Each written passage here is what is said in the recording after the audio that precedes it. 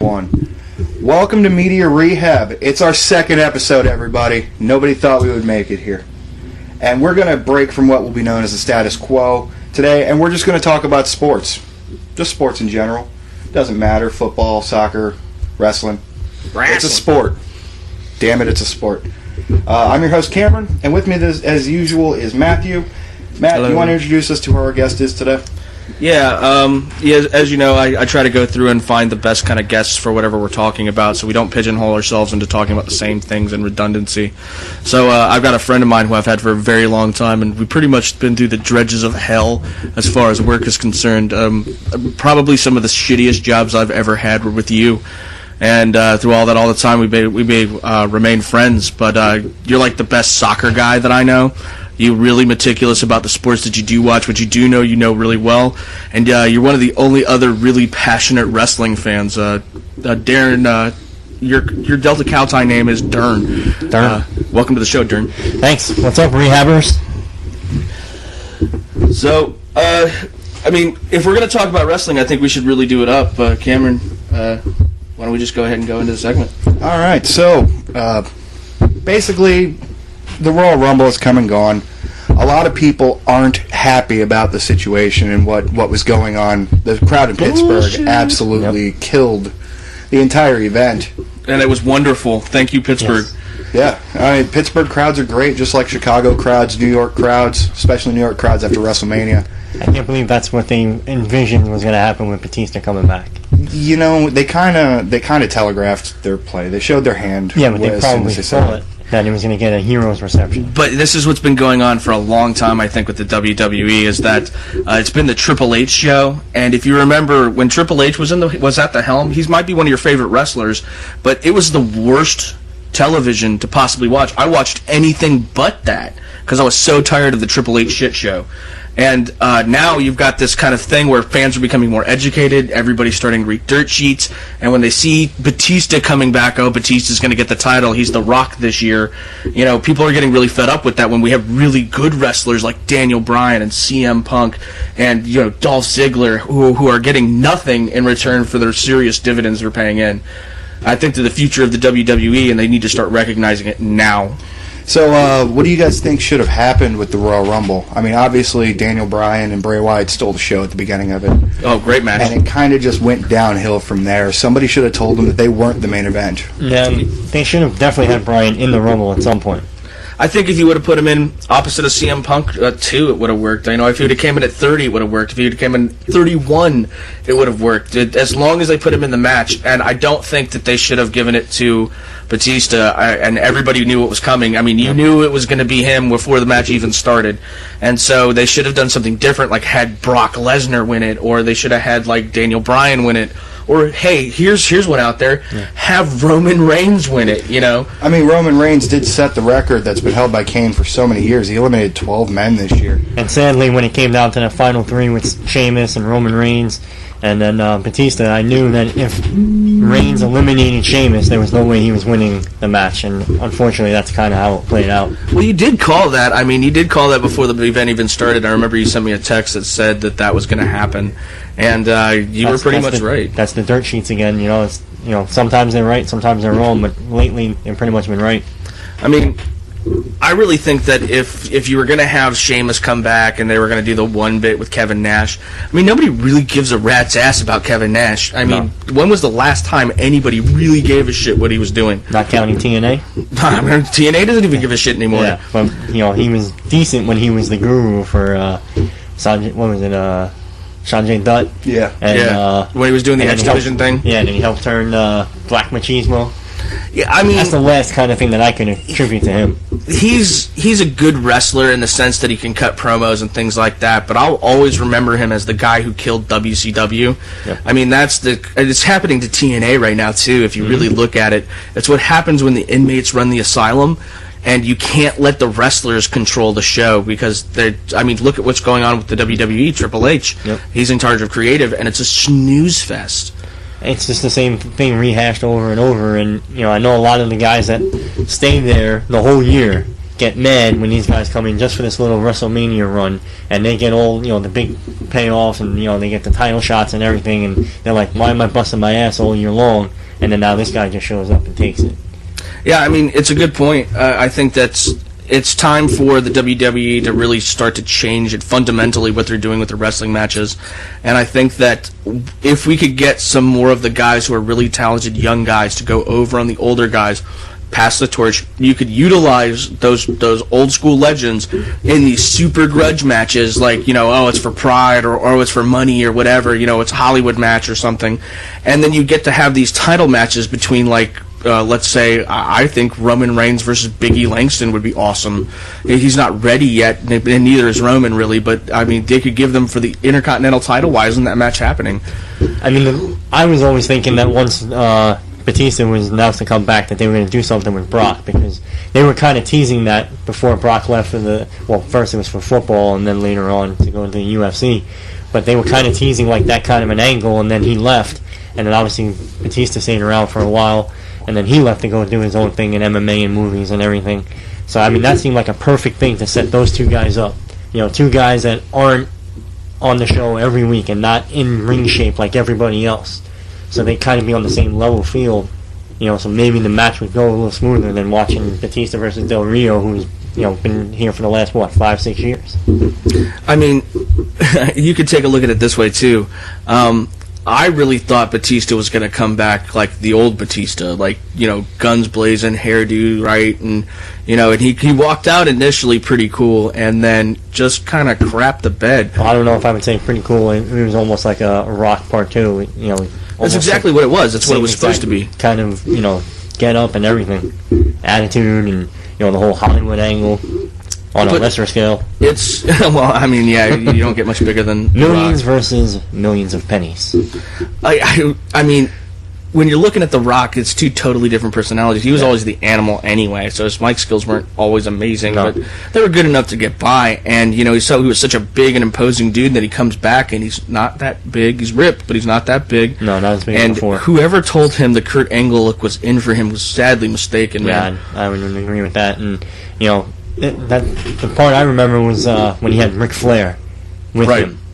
Probably the best that he was, because much like how Brock kind of needs Paul Heyman with him, Brock definitely needs Paul Heyman. He has no mic skills. Their skills are horrendous. I'm going to drink a Coors Light because Bud Light won't pay me nothing, and hell, I might even get on top of my wife. That was a real thing that happened. Absolutely. That's wasn't that his title defense, or was that his title win? I think it was after the second time he fought Mir. And that one won. Yeah, that's what he does. Yep. Did you hear about Matt Hardy this week? Yes, I did. And him and his wife got arrested for beating the piss out of each other. And I don't know if you saw the pictures of it at all, but I saw them. Yeah. She kicked his ass big time. And I've told you before, our bar we go to watch Giants football games, she used to have her own website called New York Giants Girl. They made her stop because they made her stop because copyright infringement and everything. And I mean, she's this little tiny chick, and I couldn't believe that she got into wrestling in the first place. And then to see what she did to him, either he held back or she's been trained up pretty good, and he was definitely not looking. A foreign object, man. She hit him with a steel chair. Maybe. But I mean, this kind of brings it up to another point that I wanted to bring up was the Hardy Boys. I mean, how screwed up are those guys? I mean, drug arrests. Jeff Hardy can't stay clean. They're trying to give him the keys to the kingdom, and he can't stay sober. Lita's all screwed up now, and is she? She didn't seem like she was that bad. Yeah, she was in jail with. I think it was Matt. Matt went to jail for some sort of prescription drug arrest or something across state lines. I might be wrong here, but I think I read that in a TMZ article or something. Well, the last time we saw Lita, she was hanging out with CM Punk for a little bit, right? And she didn't look all that bad. I think it was like a previous arrest thing. Yeah. But the Hardys, I mean, Matt has always kind of been pigeonholed as the brother who wasn't as good as Jeff. And then when you're kind of running the same gimmick, it doesn't really work that well. But he was a really good wrestler. Christian. Yeah, exactly like Edge and Christian. And Jeff Hardy always was. I mean, not to use his own catchphrase, but the charismatic enigma. Mm-hmm. And he just does these death-defying stunts, and he just uses his body like a rag doll, and he really caught like a niche market, and he's always got followers and fans. But they've tried to hand him the keys to the kingdom so many times, but he just can never stay. Every time he reaches the top, he just screws it up. And I don't know if you probably remember, but when he was supposed to face Sting, and he was completely out of his mind, and you can even tell it in the match. And I think it was like the shortest match in the history. It was like 1 minute and 3 seconds. And, I mean, it didn't even look like he could hold himself up. He was hanging off on the ropes, and then it was just like a very weird kind of like fell in the middle of the ring. Sting pings him, and then the match is over, and then he was gone for a couple of months, and then rehab and all that came back. But, I mean, if you're going to do that, that's fine. But when you're going to be in the ring, you're taking somebody else's life in your hands, especially when you're going to do the kind of wrestling that he does. I mean, if you're not completely hurt the other guy, you can totally hurt somebody. I mean, not that it's anywhere near the same, but when Stone Cold got his neck and everything all jacked up from Owen Hart, and he was probably sober. Yeah. And he still messed it up. Mm-hmm. So imagine a guy that's completely off his gourd. Oh yeah, just screwed up on pills and just doped out of his mind trying to do wrestling moves. Do a swanton bomb the wrong way and break his neck. Guys. So easy. Yep. I really think that he could have been one of the new Shawn Michaels. Like he could have really done that kind of rock and roll express kind of breakaway from Matt, and then had this really awesome career. And even Shawn Michaels had his hiccups, but when the WWE has a wellness policy that says that whenever you get in trouble, they'll pay for you to go to rehab. And there's no excuse as to why this guy isn't clean, other than he just doesn't want to be. I don't know if he's clean now or not, but I really think that a guy that talented has screwed up all of his chances, and it's kind of a shame that we'll never see Jeff Hardy as the guy he probably could have been. Matt, on the other hand, if he could stop getting hit in the face by his girlfriend, then maybe he could get back to some sort of tag team level wrestling. I don't ever see him coming back in a full-time stretch. I've seen him a couple times in Ring of Honor, and I mean he kind of looks like one of the big guys in the little pond kind of thing there, but he doesn't garner the respect that you would think someone of his stature would, and they even kind of shit on him there. And even if he did come back to like WWE or TNA or maybe even Jeff Jarrett's new promotion when he gets that up and running, I don't really see him elevating past like what we would now see like with the primetime players or something. The primetime players are done, man. They are now. Did you see he shaved his fro? I didn't see him, but I did see Titus O'Neil on SmackDown the other night. You had Titus Young, and he was trying to do. To me, it felt like a goofy wannabe Michael Strahan gimmick. And then Darren Young came out and attacked him, and he had like a new look, and he had kind of like the shaved head, and it wasn't like a big fro anymore. Still totally looks like the Black John Cena. Yeah, he does. That's really bad. And they've made a couple of jokes about it on WWE programming, but it is really uncanny how much he looks like Cena. I honestly thought for a little while, because when he first debuted, Cena was in blackface. Yeah, that they put some kind of like bronzer on him. And, it was like as a goof or something, like, Hulk Hogan came out as Mr. America, Yeah. And, if you just look at them side by side, I mean, either John Cena's dad maybe strayed into a different gene pool and had some illegitimate kids, or this guy somehow went to, like, some doctors and stuff like that, had some plastic surgery to enhance what closely resembled John Cena to make it more look like John Cena. Thomas Jefferson. And that's racist. So, I heard you say Ring of Honor. Do you watch a lot of Ring of Honor? Occasionally. I mean, it's on late at night most of the times. And you had, what was it, Big Kevin something? Was the champ some big... Kevin Steen. Kevin Steen, yeah. And that was the last time I was really, like, following it, really religiously. And then you have Nigel Wolfe from TNA. Well, he's probably from other places, but I remember from TNA. He's like one of the commentators. He had only wrestled for TNA in America. Yeah.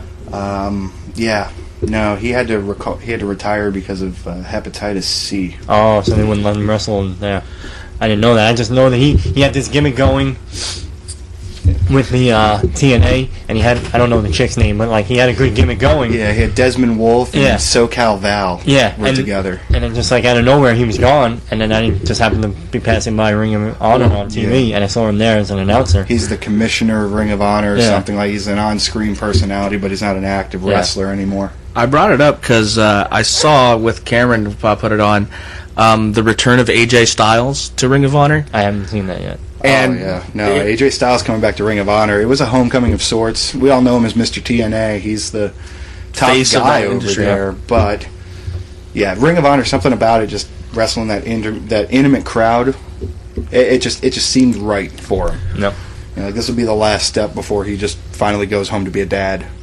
I really think that he's always more comfortable in front of like house shows and like doing those little niche matches and stuff like that. I've never really felt like AJ Styles was at home in front of a big crowd, even though he's easily one of the best wrestlers that have never wrestled for the WWE. It is an absolute shame that dude hasn't fought like Chris Jericho and other guys like that, and just these ridiculous matches they could be. Well, didn't AJ have a couple of matches in WWE, like dark matches and stuff? Yeah, I think he was on Velocity as an enhancement talent back when it was some monster wrestler. I'm talking about a real match. Yeah, well, obviously since he's I'd blown love up in to see TNA.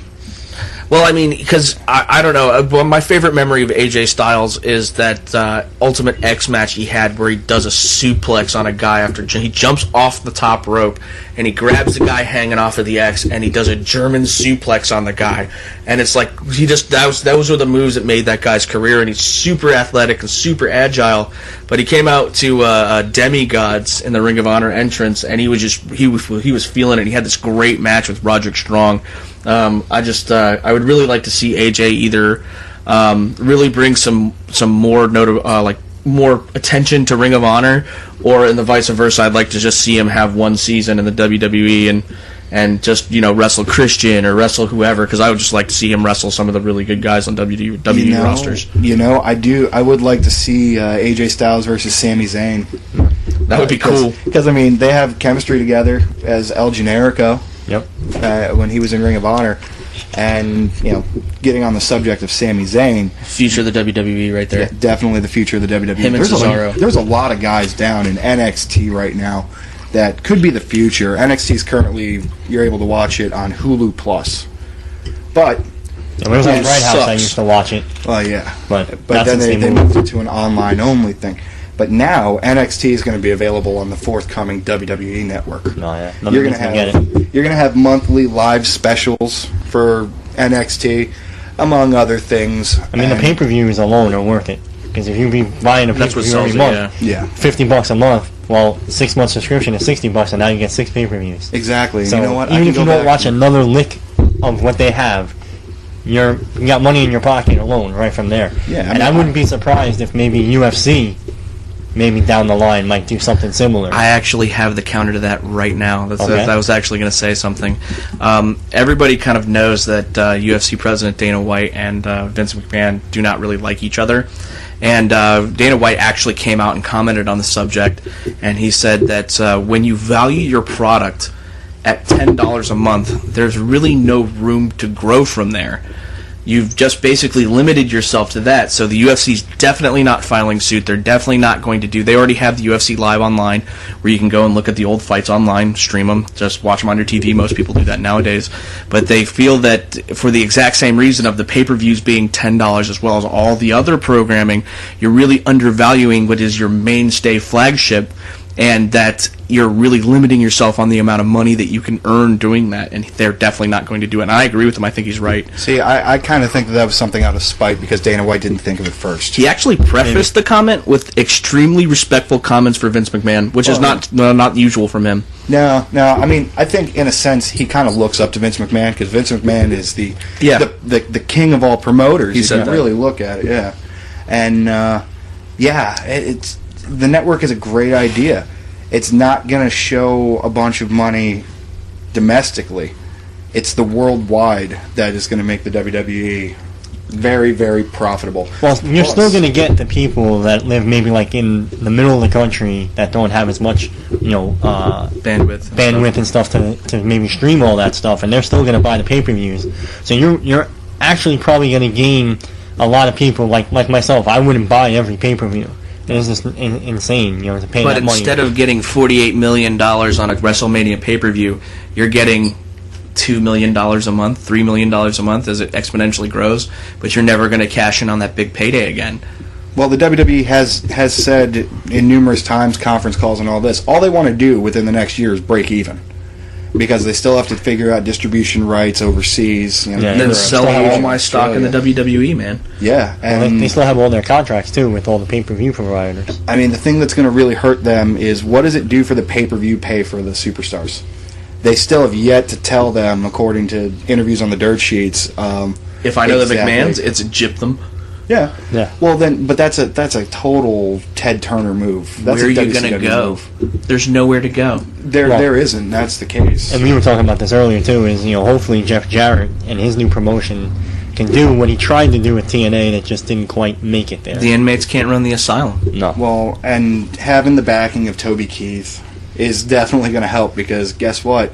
Toby Keith's still a nationally touring act. He's still a guy who's got his face out there. It's not like you're getting hooked up with a guy from Big and Rich who all he's done is win Celebrity Apprentice.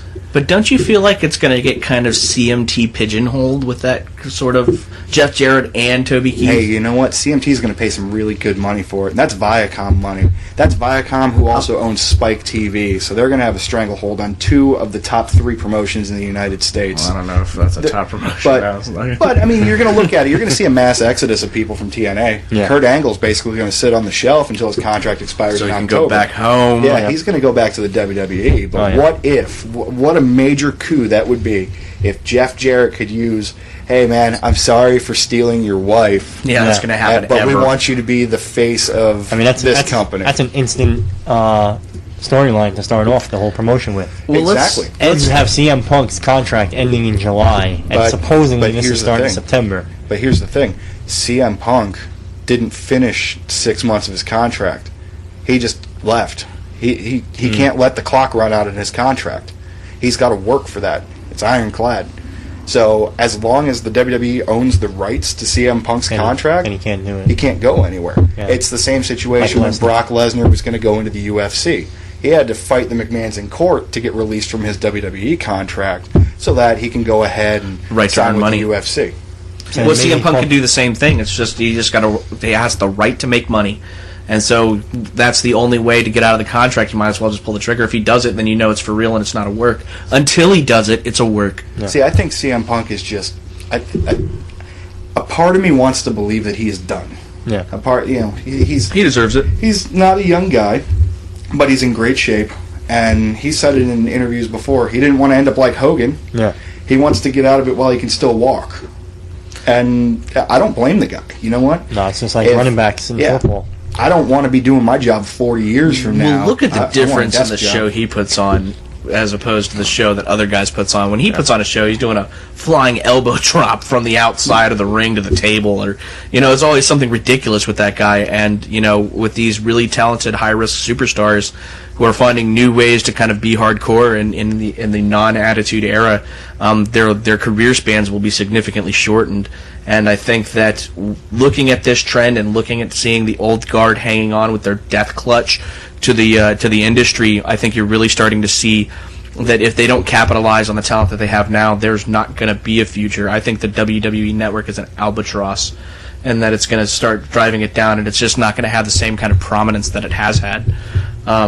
I do think that one of the things that they definitely need to do to try to dredge up some interest is there's probably the single greatest guy who's never wrestled for the WWE is rumored to already be they already have agreement on contracts. And how awesome would it be in 1 month's time for the Undertaker's opponent to be Sting?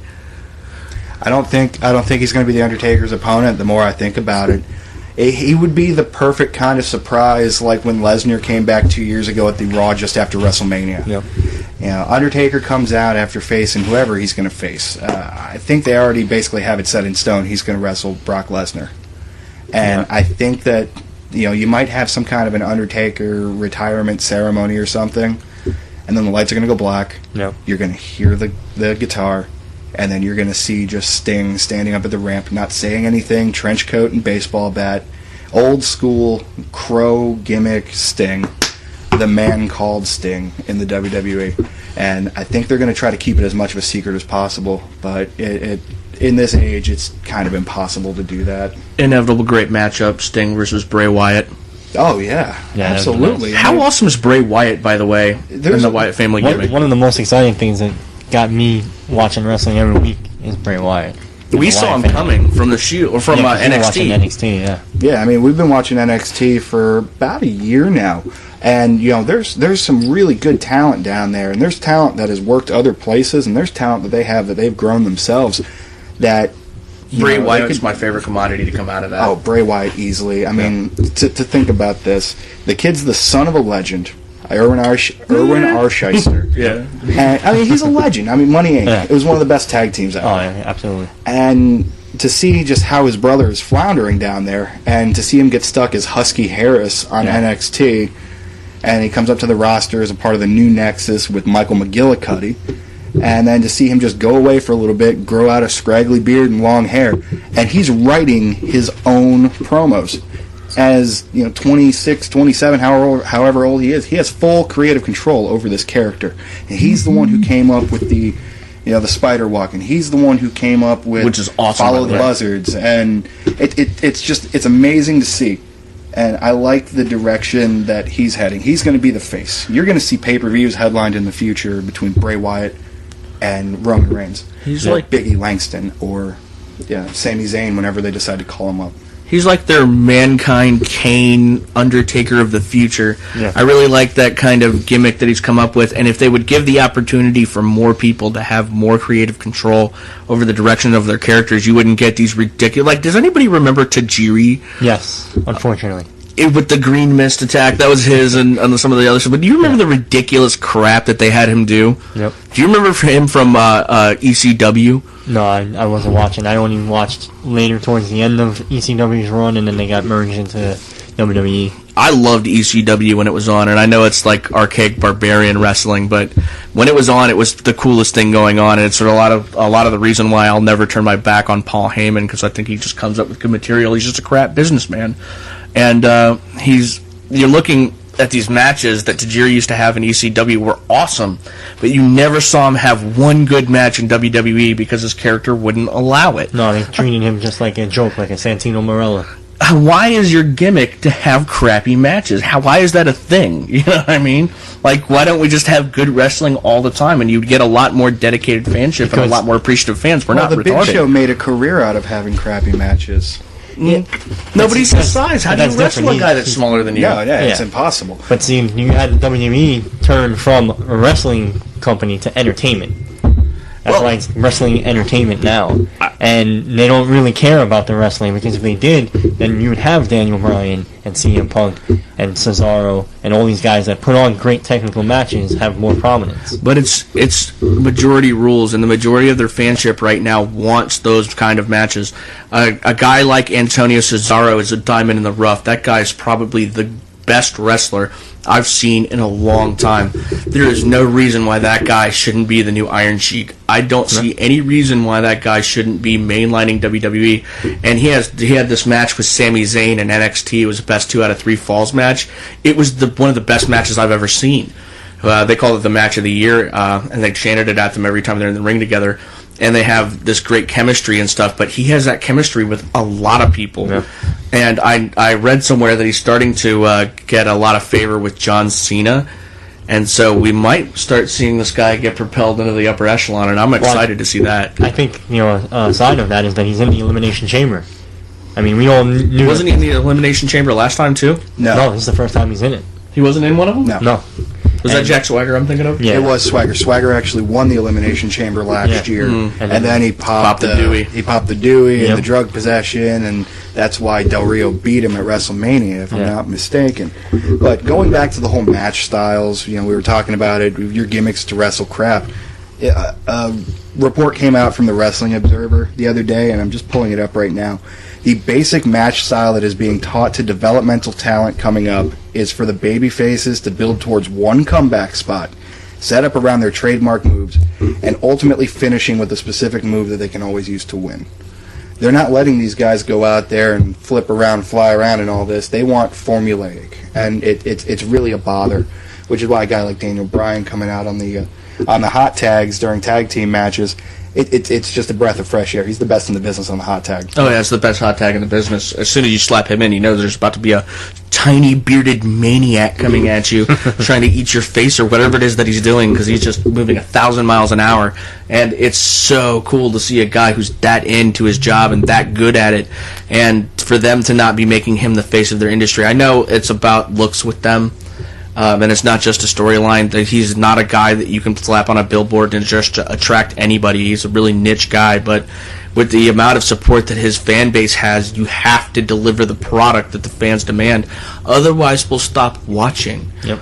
He was in the Seattle Seahawks Super Bowl parade for 5 miles or however long it was, 800,000 people chanting yes, yes, yes. The Rose Bowl, the offensive lineman from Michigan State, starting the yes chants in Los Angeles, and you had 80,000 doing that. And it's a college basketball game too. They did it at. Yeah, the Michigan State, because that lineman was there at halftime. Yeah, and they continued it for like 10 minutes into the second half of the game.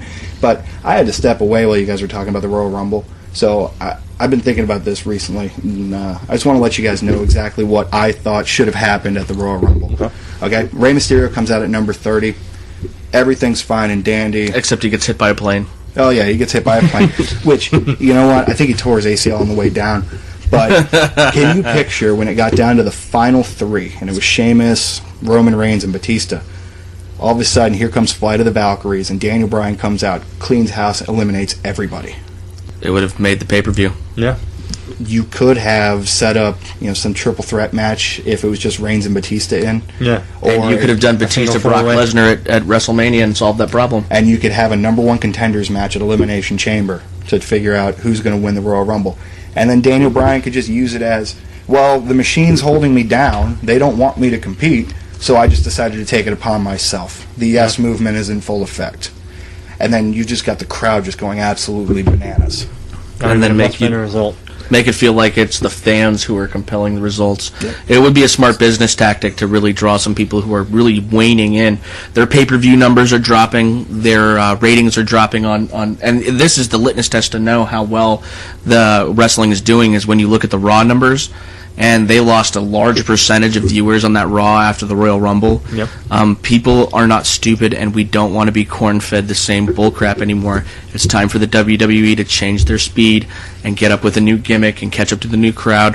Whatever this terrible era has been is over, and it's time to start getting the wrestling era back. I think that the WWE is slowly realized that they need to start making the future. Because it's not a sound business measure to have to continue bringing in these old guys. They've got it. They have the future. They're just pissing on them. But they all know that John Cena's time has come to an end, which is why it looks like it's going to be John Cena versus Bray Wyatt at WrestleMania. They've had about 10 to 12 years of pretty much uninterrupted competition, non-competition, and it's made them kind of get lazy in their respect of what, we don't have to really do much because there is no more WCW and there's no NWA and there's no any of these other little factions, and TNA tried for a minute.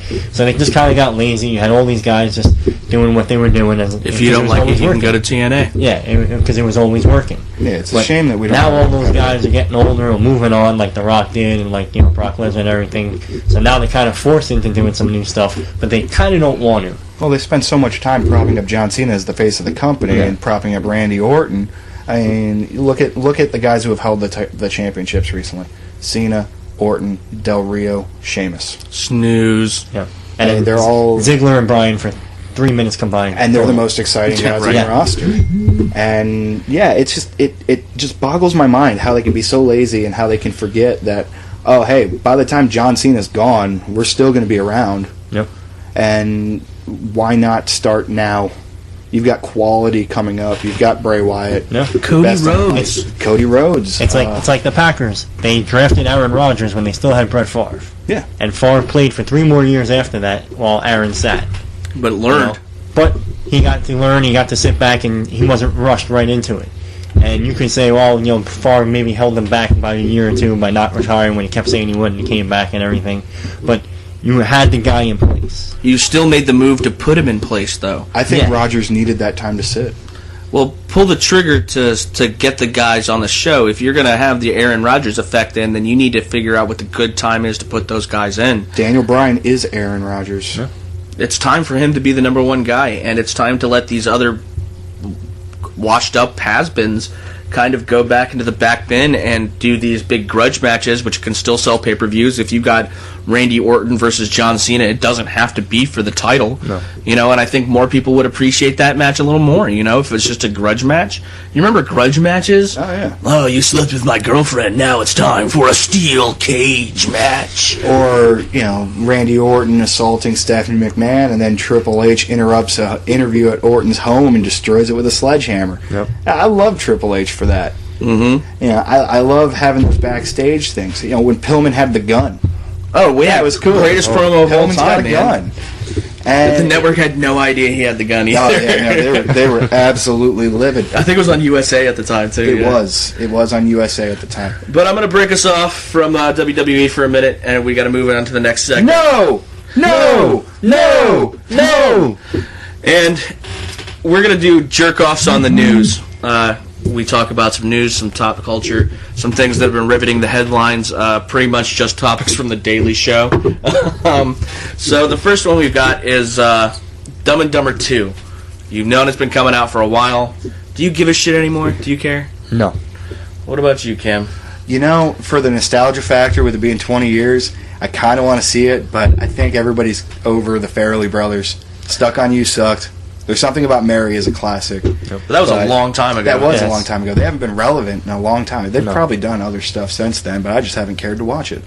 I think that that it's kind of Ron Burgundy 2 over here. That that it would have been cool if they wouldn't have hyped it so much going into it, and they haven't made such a big deal about the production and everything. If it was just kind of surprise, Dumb and Dumber 2 is back in a fucking shady theater near you, it would have been a lot cooler than what's the inevitable flop. I mean, it's not going to flop. It's going to make its money and people will watch it, but I think it's going to be an utter pile of garbage. Did you watch the prequel?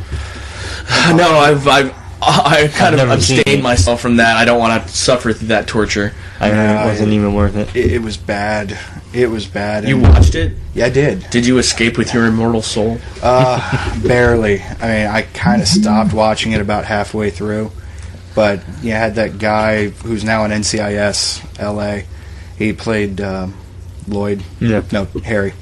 The blonde. Sure. The one- yeah, whatever his name was. And that's how irrelevant the movie was. I don't even remember who played Jim Carrey's character. But I just don't want to see Jim Carrey and... what's his name? Jeff Daniels running around trying to act like they did in the 90s. Because you know what? Even if you're an idiot, you're going to grow up. I mean, you're comedy going to won't be kind of an translate educated idiot. No. And what's the premise of the movie even supposed to be about? Who the hell knows? Not that the Something first one stupid. had one really, but It did. The briefcase. yeah. It was a diarrhea joke, a piss on your back joke, a Drinking misspelling piss joke, a dead bird joke, and trying to pick up chicks joke. Yeah. But it was funny. I mean, it's classic no matter how you look at it, but I'm not excited for the second one either. No, it's just going to be a waste of time. It's a way to make a quick buck, and the Farrellys, they know everything about making a quick buck. But why would Daniels and Carey, want to do it? To shut people up. People have always been asking for it. Yeah. It's just like Will Ferrell and the guys for Anchorman. People just wouldn't stop asking for it, so they said, you know what, we're just going to go. We're not gonna, cash lot. yeah, we're not going to have a coherent plot. We're not going to have any of that, and we're just going to go out there, do what we want to do, and... I still haven't seen it. oh, me neither. No, I'm I waiting haven't. to torrent it. Yar. Your piracy is illegal, Cameron. It's only illegal if you get caught. It's like my favorite rule in everything. If you're not cheating, you're not trying. And if you get caught, you just weren't trying hard enough. Oh, yeah. That brings us to our next one. States considering bringing back old-fashioned executions. We're having some trouble getting a hold of the chemicals we need for the lethal injection. It's hard to find sodium pentothal nowadays. So now we've got states considering bringing back the electric chair, the gas chamber, and the firing squad. So my question to you is, if you had to pick your own method of execution, how do you want to go out? What were the choices? No, you just whatever you think is the how do you want to go out? Smothered by tits. What about you? What do you think? Drawn and quartered. Oh, wow. Wow, you are a sick fuck. I'm dark. Wow, I was going to say banged to death by supermodels, but okay, get drawn and quartered. That's a close number, too. So I can't go death. I'll take death, please. Vietnamese veterans. This is something we saw on The Daily Show. Their Vietnamese benefits... veterans or Vietnam veterans? Vietnam veterans. Okay, there's a difference. I've been drinking. That's okay. Well, Doesn't make you a bad person. When it comes to the Vietnam veterans, there's an alarming number of them that suffer from PTSD. Yes. And their benefits are being denied because of dishonorable discharges facilitated by PTSD, because their PTSD wasn't discovered until the 80s because of the research on Vietnam veterans. Yeah, Vietnam veterans came home with PTSD. They were dishonorably discharged because of their PTSD, but PTSD wasn't classified as a diagnosis until the 80s. So now they're still holding up their benefits for the treatment for PTSD. Which is absolutely insane, right? It's the most ridiculous thing I've ever heard. Crazy as a Vietnam veteran. They ask you to do all these things for your country, and they don't even have the decency to take care of you when you come back. No, and that's a shame. It's like with all the Iraq war injuries, all the military hospitals being full and having the giant backlog of paperwork. I don't believe they 3 expected years of so many backlog. people to come home. No. They probably didn't. I don't think they gave a shit. You know that they're giving them problems with trying to activate their Montgomery GI Bills and things like that?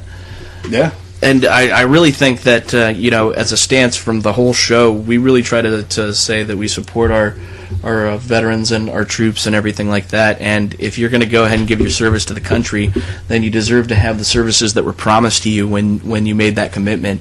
And, I'm a taxpayer, even though I didn't serve, and I have family members that do, and it's ridiculous to think that all these promises that were made to them when they signed their life on a piece of paper aren't going to be upheld by the government they swore to protect. That's the utmost hypocrisy at its finest. It's a damn shame. I think that every veteran should be given the Superbowl commercial treatment when they come home, like the Budweiser commercial with the kid from Winter Park. It's like Hash Browns was saying the other day when he was over for the Super Bowl. He didn't get any big hello and welcome when he came back. He just came back and he was screwed up and he needed some help. And it was hard to get. Unfortunately, it just seems like it's a numbers game, and they just sit there and go, all right, we have this many troops, we expect this many to return, and then we won't have to pay out X amount of dollars of this, and it's just a whole bunch of numbers on a page, and they don't even care about the people or what happens to them when they come back, or whether they have jobs, or whether they even have the mental capacity to even take care of themselves. They expected our soldiers to die in mass numbers like the Russians did when they went into Afghanistan. That's why Russia had to pull out. Yep. They didn't expect our modern medicine and our military doctors to be able to stop the bleeding on a blown-off arm from an IED. How about the skill of the troops that we have in combat now? These guys are going out there and making huge military operations with squads and things like that. It's ridiculous to think of the commitment that you have to make for these promises that you got, and then your government's going to tell you, oh, sorry, you don't qualify? There shouldn't be any qualification. It should just be help. Well, it's like when the 9/11 survivors, too. The Zadrova bill. They got held up in Congress. You want to withhold medical benefits to the people who were running into the Trade Center when everybody else was running out. You don't want to pay them because they have concrete dust in their lungs that's starting to harden them. It's going to kill them. It gives them cancer. It boggles my mind. It's one of the most disrespectful things I think we could possibly do to the guys returning home, and it kind of makes me think of the kind of disgusting things that are happening at home. Has anybody ever heard of affluenza? Oh, don't even get me started on affluenza. I want to beat this kid to death with a pipe. Yeah, there's a line, buddy. It starts behind tasers and billy clubs. Darren, do you know about affluenza? A little bit. Yeah, where the kid went out with a bunch of friends, did a beer run at a gas station, even though his parents are rich. Oh, and then he hit the person, killed him. He hit the car that was broken down on the side of the road. He hit the car that had pulled up behind her to help her, a good Samaritan, who also happened to be a preacher. And it killed him. I think it killed the girl. It killed a couple other people, and it ejected the friends from the back of the truck. No. Vehicular manslaughter should be the number one. And it just pisses me off that he has affluenza.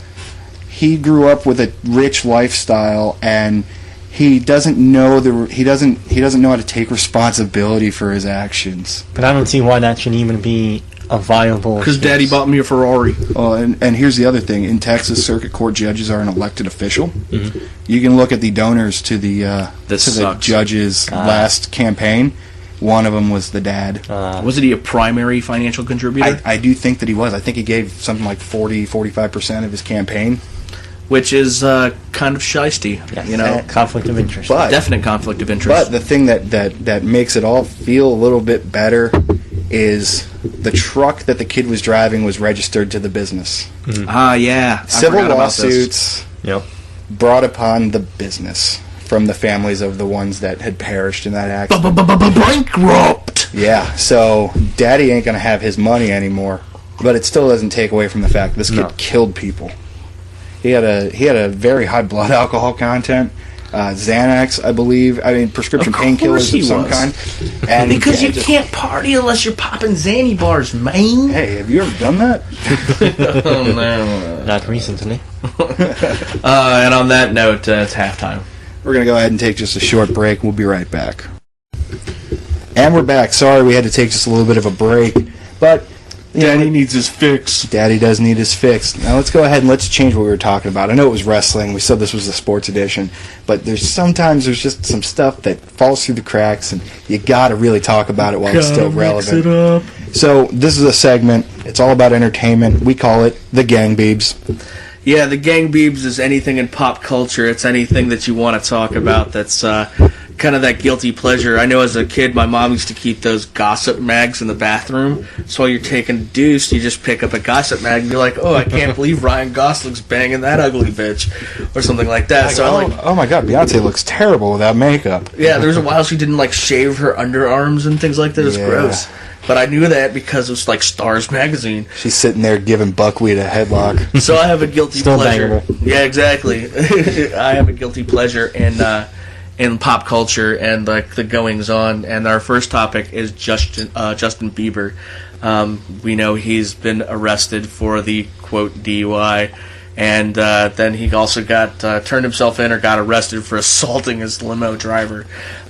There's actually a national movement on WeThePeople.org. WeThePeople.org. It's trying to get him deported. What are your views on the Biebs, and should he get deported? I don't really think he matters that much in my life to even worry about what he goes He through. should, because it's fucking hilarious. Well, yeah, for the comic value. It's the greatest train wreck you will ever see. Blame Canada. Canada's saying that we made them this way and that they have a no-return policy. We're gonna have a tag team match with the crack-smoking mayor and Justin Bieber Versus two of the three Kardashians. Not the beastly one, though. We gotta have Chloe in there. No. Chloe smash. Chloe's going to do the run-in at the end to help Kim get the pinfall clean. Gonna do the sister swap out like the Bellas. Like the Bellas, yeah. But it's for magic. So I just think it's kind of funny that people are that upset with the guy, and I don't know if anybody saw what was going on with his ex, but his ex went into rehab, Selena Gomez from Nickelodeon and stuff like that, and I have a game for you both. What did Selena Gomez go into rehab for? You have any guesses? Xanax. Sex. Oh, so you think it's a sex addiction? Yeah. Right. The chick who was upset with the dude for sleeping with whores has a sex addiction. Yes. Right. Okay. So, I'll give you one of a 3-dose cocktail. Okay. AIDS. Nah, not Magic Johnson. It's alcohol. So we kind of saw that coming, right? Mm-hmm. Spring Breakers, yeah. Weed. Oh, kind of saw that coming too, Oh, yeah. right? We'll smoke a little joint, right? Ambien. Eh, The sleep aid. that's possible, touring schedules and time zones and all that. I could see that happening. But wouldn't the first two be just the same as Ambien? Well, no. Yeah, they're both depressants, but motherfucker went to rehab over Ambien. Wow. That Wow, just- really? A controlled substance? And she checked out early. Really? Oh, yeah. Yeah, she must have gotten some great rest. I have exhaustion. Oh, man. It's just as bad as Kesh's eating disorder from last episode. I think it was heroin still. I don't believe that was an eating disorder. I choose to believe that it was something way more party than an eating disorder. Maybe it was urine. It's possible that it was urine. But wouldn't Lyoto Machida also be in that boat as well? You know? Oh, so would Moises Alou. Right. He used to piss on his hands to help him swing a bat better, which made no sense to me whatsoever. I remember hearing that too. He was on the Mets at the time. Our next topic is Philip Seymour Hoffman. I think we lost a really good actor, but police busted in the door and found 70 bags of heroin and the needle in his arm, so it was pretty cut and dry there. Like, bring out CSI, get Gil Grisham, let's figure out what happened here. No, he just fucking OD'd. That was such an open and shut case. I think Marg Helgenberger could have handled it on her own. We're still going to see the dun-dun. True story. But it's kind of sad, man, because if you really think about it, Philip Seymour Hoffman is responsible for like a lot of movies that would have sucked otherwise he was in it. Charlie Wilson's War. Yeah, I really think the guy was a true talent, and we lost a really good. He's Philip Seymour Hoffman in every role, but he's got that kind of chameleon-esque factor where he can kind of just transform into the role that he plays and. Just like in Mission Impossible, what was it, 3? Yeah, he was a great villain. That was awesome. He was great in Red Dragon when he got super glued to the chair and then set on fire after the "Do You See?" But he also kind of predicted his own death. He told one of his close friends and confidants that if he didn't stop doing drugs, he was going to wind up dead. And I think it was a great piece written by Aaron Sorkin for Time Magazine's website. Aaron Sorkin worked with him on Charlie Wilson's War and Moneyball. He wrote those two movies.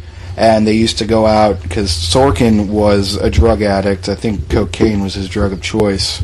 And they used to have mini AA meetings in between takes. And Sorkin said that he was going to...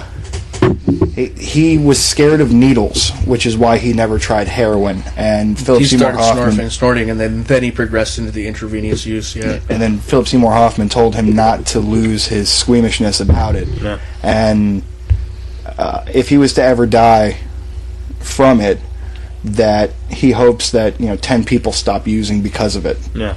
And he summed up the piece that he wrote about Philip Seymour Hoffman with this. Let's not think that he overdosed on drugs. Let's not think that he took too much. He died from heroin. He didn't die from an overdose of heroin. He died from heroin, and hopefully, those 10 people are going to be able to live fuller lives now because of his death. So not let it be in vain. Let's look for the good out of it. I have two theories on this, and it's kind of funny in a sense. One, how much of a sabbatical, quote marks, do you need for 70 bags of heroin? Yeah, because didn't they say that he was sober for a really long time? 23 years or something like that, yeah. Yeah, he was sober for 20 years. He went into rehab in May, and he checked out to film The Hunger Games, Catching Fire, Mockingjay Part 1, one of the two. And, one of those movies. But he was buying in bulk because how he was going on sabbatical. To see Philip Seymour Hoffman show up at a crack den every couple of weeks. Yeah, it was weird. The Ace of Spades, I think, is what they're calling this heroin, and it's something that New York has wanted to get for a while. Yeah, and now they're using it to get him. Point number 2 is, how the fuck is Tom Sizemore still alive? Yeah, I thought he was dead. He went to jail for a little while for like beating his wife, didn't he? Yeah. I think that's part of it. He's because that's kind of like the heroin is that albatross for actors. I think that, like, if you look at River Phoenix and all those other guys who went down that road, just kind of end up in that pit. And as a Hollywood priority, wouldn't you start if it was so important that the health of the actors was so important? Wouldn't you start doing some sort of limited drug testing for hardcore narcotics? It doesn't matter. Does the talent outweigh the trouble? Yeah. Just like in football and sports, does the talent outweigh the trouble? They do. The trouble is just the personality, and the actors already have these tremendous personalities. That's what they're paid for. But the trouble is heroin. I understand that, and they have to go through some kind of testing for insurance purposes. Once? Yeah, but after that, they're not going to repeatedly test them because the studios have a deadline. Yep, they set the deadline even before the first box of film is shot. Yep. They set this deadline, just like Batman versus Superman. And then what ends up happening? Ben Affleck tears up his knee, and they had to push it back 6 months because they announced a release date before they even had cast anybody. Because Ben Affleck is a pussy. But it also goes back to, the same thing we were talking about with the government and the veterans. They only care about their little part of it, and outside of them, who cares? They want to make their millions of dollars. As long as they're good enough for that maybe 3-4 months of filming, I don't care whatever else happens. Then you can't put on this big DAPS, and for those of you who don't know, DAPS is Dog and Pony Show, when these actors die because of their afflictions. Like, I had no idea that he was a smack addict. Like, you knew. Well, part of that, helps absolve them of any guilt or any, we No, let it doesn't. go on. Well, in their minds. And then also... It shouldn't. You should feel very guilty. It's also their ego, where they can go, oh, look at me, look how sad I am. Yeah, I mean, Courtney Love's a prime example. Yep. We all knew she was using drugs. She probably still is. I still think but after the whole Kurt Cobain thing, it just became socially acceptable for she's high. Yeah. Kate Moss and whoever her boyfriend was, the two of them running around England with 8 balls just hanging out of their jacket pockets. They're doing it. It's socially acceptable. And that was what it kind of became. I mean, it was a very close secret for Philip Seymour Hoffman. Nobody knew about it here unless they paid attention to TMZ when he checked in rehab or whatever. The second you said he was dead, what did I say? He said drug out. He said overdose. Specifically did I say? He said heroin. And I thought heart attack because he was a bigger guy. Yeah. And, but... If you're paying attention, you can see the signs, and if you see the signs on a friend or something like that, then you need to say something. You can't just let your friends dwindle into existence. And I kind of think that he had a few confidants who knew he was going down this path. And if the guy's scared enough to tell you that he thinks he's going to die, you need to go into action and try to help that guy save his life, because that's a cry for help. Yeah.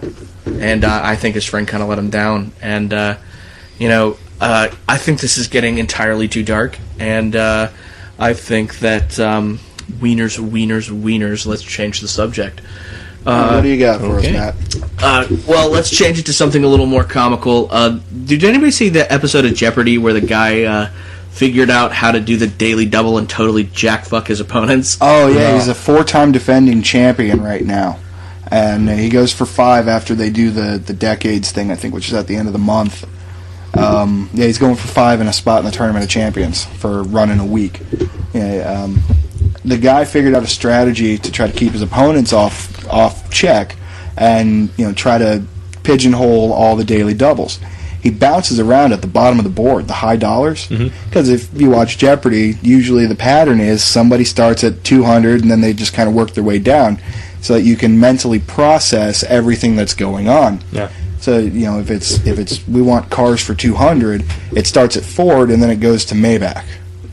And so what he's doing is he's jumping around. Yes, I want... That was a good reference, by the way. 16th century Russian literature for 2000, and it's a question about some Russian author other than Tolstoy, which is probably the only one that anybody knows. Yeah.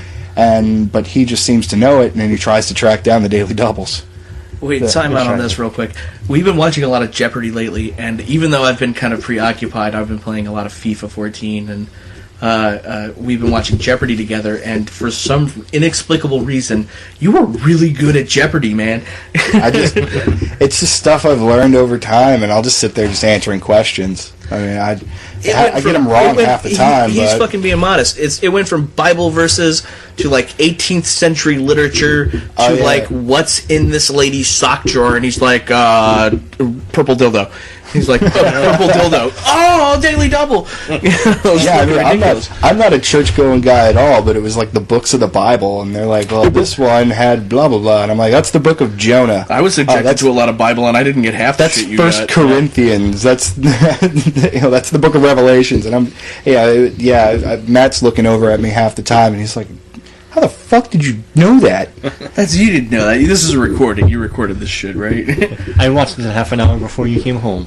Right. That's what I think's going on. Actually, No, we watch it live 7:30 every night. You know, it breaks up the monotony, kind of gets the brain going, and you start realizing stuff. talk about monotony. Did anybody think that the Super Bowl had with their commercials had anything other than just the dog commercial to offer? Budweiser's commercial? No, they're all dog shit. The dog and pony commercial for Budweiser. Japs. That was a very good commercial. I think it should have ended differently. I think it should have ended after the dog comes running back, that the guy who works for Budweiser and the chick who owned the dog had like a little kid standing there, and the dog was a little older. I think that would have been cool. You know, like the dog brought them together and loved the horse at the same time. But now the commercials That's were a pretty natural lame. love. I mean, the commercials were pretty lame. Beast and Beast. That's inappropriate. There were a couple of gems. The Doritos Time Machine commercial was pretty cool. And then the other one that I really liked was Tim Tebow for T-Mobile. Yeah, that was. What do you do without a contract? He's making fun of himself. Yeah. And then they had him in all these little get-ups and attire and stuff like that. I really enjoyed that one, but what sucked was the previews for him, and totally it kind of just fucking ruined spoiled the whole everything. thing. Yeah. Yeah, the previews ruined every single decent commercial on that bill. And there was no way around it. You just saw every pile of junk they had to put out. It was the worst commercial segments I think I've seen since the last one, which was bad. It's almost like they didn't try. No, I don't think they at did all. try. Yeah. They're like, hey, well, we got 116 million eyeballs sitting there watching How this. much better would that Bud Light commercial have been if they'd hadn't previewed it like 5 different times? If they hadn't shown that Arnold Schwarzenegger was playing ping pong, I would have loved that commercial. Where were the 4 rock stars, by the way? It was who's the one? Yeah, exactly. Counting Stars. One Republic were the rock stars One that were on Republic, stage. Because they said it at the end. Yeah. You know, what kind of night is it when you run into a girl at a club? You get into a limo with the Roots, and then you run into the girl's twin sister in an elevator, who she's got a llama, and then you end up playing ping pong with Arnold Schwarzenegger and on stage with One Republic. Dominating Arnold Schwarzenegger in ping pong. And it kind of just ruined it with days before, you know, something's coming to 14. I don't know if it ruined it as much as it didn't live up to the hype. I mean, the Super Bowl commercials were so bad. There was no like Vader kid, like that was that same Vader as the kid last was one. great. That's still the best one. And then they try to get you with the tear jerkers, which I fucking hate. And you know, like, this person had cancer, and you should now cry. Yeah. Chevy selling the trucks with the cancer. I'm sitting there and How watching many horrible things did we say before we realized it was a cancer I'm sitting there commercial? thinking the entire time watching this, you know, because they're showing the sunrise and the woman's looking out the window and it's soft music. I'm like thinking to myself, I want to make jokes about this, but she probably has cancer. And then right after I said she probably has cancer, it was 10 mad jokes National Cancer Day. And I'm just like, yep, called that. It was the AIDS commercial with Project Red with U2, and then it was followed up by the cancer commercial for Chevy. Yep. And it bothered me. Gotta get your gimmicks in bulk. Yeah, I mean, I'm all for the feel-good stories. Chrysler a couple of years ago with the Eminem 8 Mile one that was like a minute and a half Jimmy long. lost his arm. Yeah, but now it's just getting a little bit ridiculous. I don't want to cry while I'm watching Broncos be murdered. No. And speaking of Broncos being murdered, this is going to take us over to our segment that we call Yeah, Jeets. Yeah, Jeets. For those of you who don't remember, didn't listen to the last show, Yeah, Jeets. Derek Jeter likes watching highlights of himself naked and pounding his chest and going, Yeah, Jeets. Yeah, Jeets. He also likes getting Yeah, Jeets while he's getting a blowjob. Basically, he does it softly. Jeets. Yeah, Jeets. Yeah, So, let's talk about the Super Bowl. I mean, it was watched by so many people, and it was so hyped up before the game. So hyped up before the game. Hearing nothing about Peyton Manning could be the greatest of all time, and hearing Chris Berman during the pregame shows, just basically saying it's un-American to root against the Broncos. I did get my wish, though. Eli's still the better quarterback. Yep. I think the Broncos left the wrong Manning under center. The way Manning was playing, he looked a little bit like Eli this year. And we've got a Giants fan sitting here, so he knows all about Eli Manning and poor performances. So does Eli's girlfriend. Yes. Darren has been a Giants fan for forever and a day. And Darren absolutely loves his Giants and actually has, like, PMS-style mood swings when Based they don't on show whether they up. won Yeah. or lose. Yeah. I don't He know how was- your wife lives with you. He was bitchy as hell all season. Oh. What was that, 29 interceptions on the year? Yeah. Okay. And so many, you can only blame so many on bad offensive line and injuries and stuff. I mean, even Receivers. since he was a rookie, he always has this tendency of, Like once every 3 seasons of having this Just- apocalypse of interceptions. not even that, it's just like he gets stupid and he throws off his back foot and he tries to get the ball in places he thinks he can get it to, and it just doesn't happen. Which is And- why you go with Peyton, because Peyton's always Mr. Consistency, Mr. Super Pattern. But as soon as they fucked up that first snap, he was a hop-stepping motherfucker. Oh, And if yeah. anybody who knows football knows that when Peyton Manning gets that triple step going on, that little pitter-patter he gets with his feet, you know he's about to throw one ducked, lame-ass pass to the other team, probably. But Peyton has now, for at least for the last couple of years, and since he lost that the second Super Bowl that he was in against the Right. Saints, he's starting to build this moniker now of being a choke artist in the Well, big he's games. got 12 career playoff losses, the Yeah, most in, I call that the most in choke artist. NFL history. Yeah.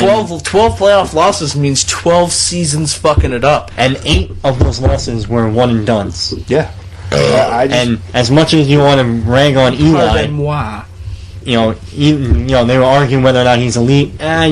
Probably the first Super Bowl was more the Giants' defense, and he just happened to, it was a help lucky them on catch that, by the lucky catch, and what's then his name? David Tyree. Yeah, David Tyree's And then- wonderful catch. And then, I mean, you could have thrown 10 miles high. Plaxico was going to catch it. Yeah. That's how he was. And those couple Manningham years. down the sidelines Yep. against the Patriots with Yep. like a minute and a I've half. only And you been a could Giants say- fan twice in my whole life. Against When they the were Patriots. crushing the Patriots. Yeah. Yeah. Fuck Boston. But, there's so many times where regular season Eli is hit or miss. But once they're in the postseason, they would make the joke. The Giants win one game, they're winning them all. Yeah, And it's the you know, truth. His record is 8-3, and Peyton's is now 11-12.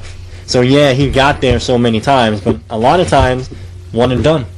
Well, by the time it's all said and done, I mean, I do believe that Eli Manning is going to have just as many playoffs appearances as Peyton, and I think that Eli will be the one with 3 or 4 rings when it's all said and done. I don't know about 3 or 4, but he's got 2, and that's way better than Big Well, Brother. he's only 10 years in. He's got another 6 or 7 years left in him, as long as they can keep him upright. as long as Yeah. he doesn't get punished like he Like did this And year. I think drafting that center from Syracuse last year, Justin Pugh, Yeah. Gonna need I a year think to that's get going in. to be big for Yeah. them. I mean, they lost, Chris Nee last year? Well, they lost him to injury. He might come back.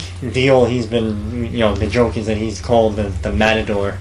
Because he just, anytime you see quarterback, Eli getting on the, laying on his ass, 66, David Deal is 111 low. And then you also had Kevin Booth was injured for a while. And then you had, basically no continuity on the line. I think we had like 10 or 11 different offensive line combinations throughout the season. And then we had Nix, who was afraid to play because he was in his contract year. And usually guys step up in their contract year, but he got too afraid that he might get injured. Did you hear that the Jets are going to try to acquire Hakeem Nicks? Yeah. Yeah, I mean, he's an unrestricted free agent. I think it's just the dumbest move that franchise can make. No, the dumbest move would be if they go for Michael Vick. And he doesn't have to change his locker. I stole that from you. Yeah, he doesn't have to change his locker. I mean, he just walks into the same Well, no, place. he would. The Jets and the Giants have separate lockers, and there's a third locker for the visiting team. Oh, okay. All right, well, he's just got to move his stuff about 50 But feet. he everything's would have to in move East too far. Rutherford, which is like a Yeah. frozen shithole tundra. Because also, fuck New Jersey. Yes. Darren, what do you believe would have been the better Super Bowl matchup? Out of the final 4 teams that were left, Broncos, Patriots, Seahawks, 49ers. I would have preferred Patriots and the 49ers. In a perfect world, no conferences or anything like that, what would have been the best Super Bowl matchup? Counting the 4 teams? Yeah. It would have been Seahawks and 49ers. Oh, yeah, I thought the NFC Championship game was the Super Bowl. I believe that too. It was depressing to see. And they were kind of joking about it beforehand, and then it came to fruition. Oh, yeah. I really think Tommy Brady would have put up a better, kind of competition against that. I think Tommy Brady versus. I think Belichick's mind alone would have made it at least a closer game. Yeah, I agree. I mean, John Fox is 0 for 2 in Super Bowls. Yep. And it's his defense along with Jack Del Rio. As much as Del Rio's, it's John Fox's defense. And that defense I think just Del hasn't shown Rio up all is year. that defense, and and I think that he's having a lot of the similar problems that he was having in Jacksonville. The only difference is that his offense is superb, so you're focusing on the holes of the defense. Well, they lost Dumerville to that stupid, mishap with the fax machine. And then they had Von Miller go Miller down. got hurt. I don't think that was a stupid mishap. I think that was a calculated move by his agent. Could have been. Just to get him... Yeah, but wasn't it on the Broncos end that messed it up?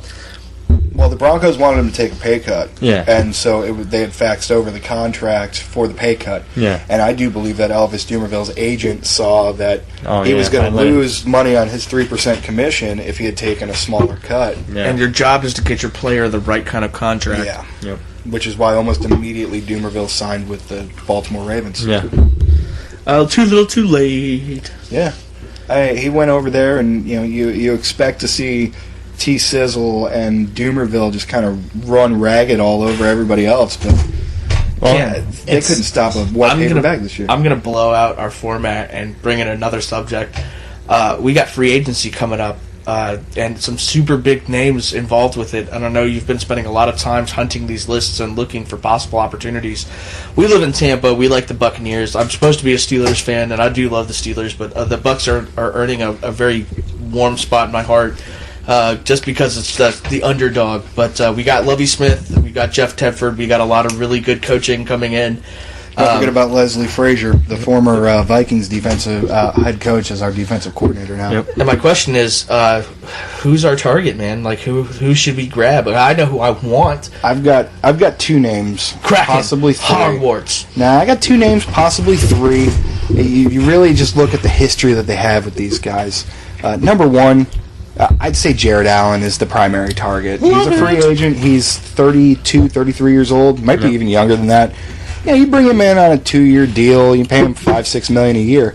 You're bringing in a guy who knows Leslie Frazier's defensive system, and he can also teach these young guys. Because you see what he did with Brian Robeson. Yeah, great. You can teach Adrian Claiborne and Daquan Bowers how to be professionals, and especially with Claiborne's limited move set because of his Bell's palsy. So you're going to help this guy out. You're always going to have a veteran on the field. And Hicks's foot syphilis.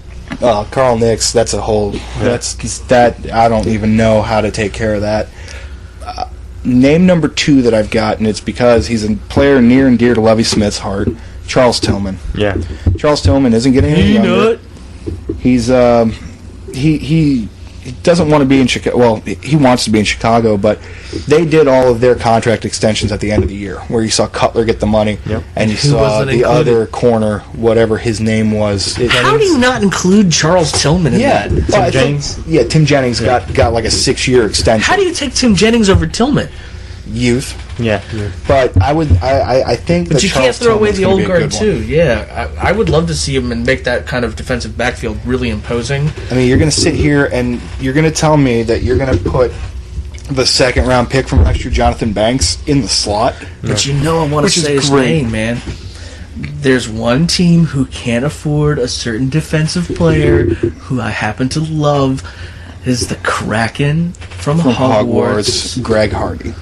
Greg Hardy is going to be one of these mystery guys. You don't know what's going to happen with him. That's my guy. You don't know if Carolina is going to find a way to free up money. They need help in other places. It seems like you can plug any defensive end into that system in Carolina, and they will be successful. They need wide receiving help because Steve Smith isn't getting any younger.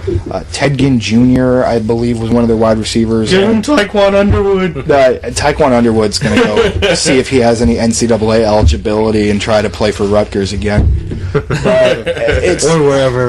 wherever Shiano ends up going. Up if it's back in but it's unemployment line? Yeah, now. He was a finalist for the Cleveland Browns job. Why? I have no idea, but we could have. The Browns are a shit show. They fucking hate their lives. That franchise is. I think we could have traded Mike Glennon for the number 6 overall pick if he had gone and been the coach there, and we could have had 5 and 7. I'm sorry, because they held the 5th overall pick. But the third name, nobody's talking about it. It's because he's older. Came out into the NFL in 2002. Was the 2nd overall pick by the Carolina Panthers. Julius Peppers.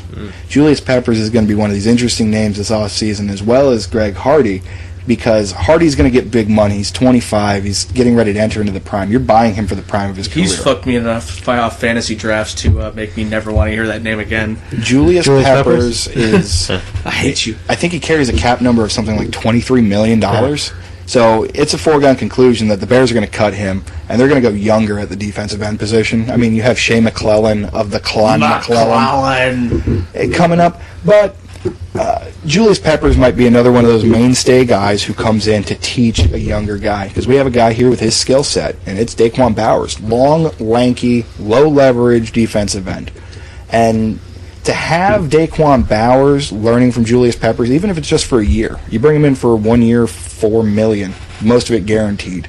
I think it would do a lot of good for the future, because I don't see Leslie Frazier leaving here to be offered a head coaching position if you were going to do that, soon. just spend the money on Jared Allen. You know what I mean? I don't see Peppers being a viable option. I think it's going to be both of them. Tillman and Peppers, or Jared Allen and Peppers? Allen and Peppers. I think that shows some serious threat to your current defensive line if you get two guys. I think it's a constant rotation that's going to attack. I do believe so. Isn't that how Lovey ran it? Yeah, Lovey ran it perfectly. Lovey was the one who signed Peppers to that $100 million contract a couple of years ago.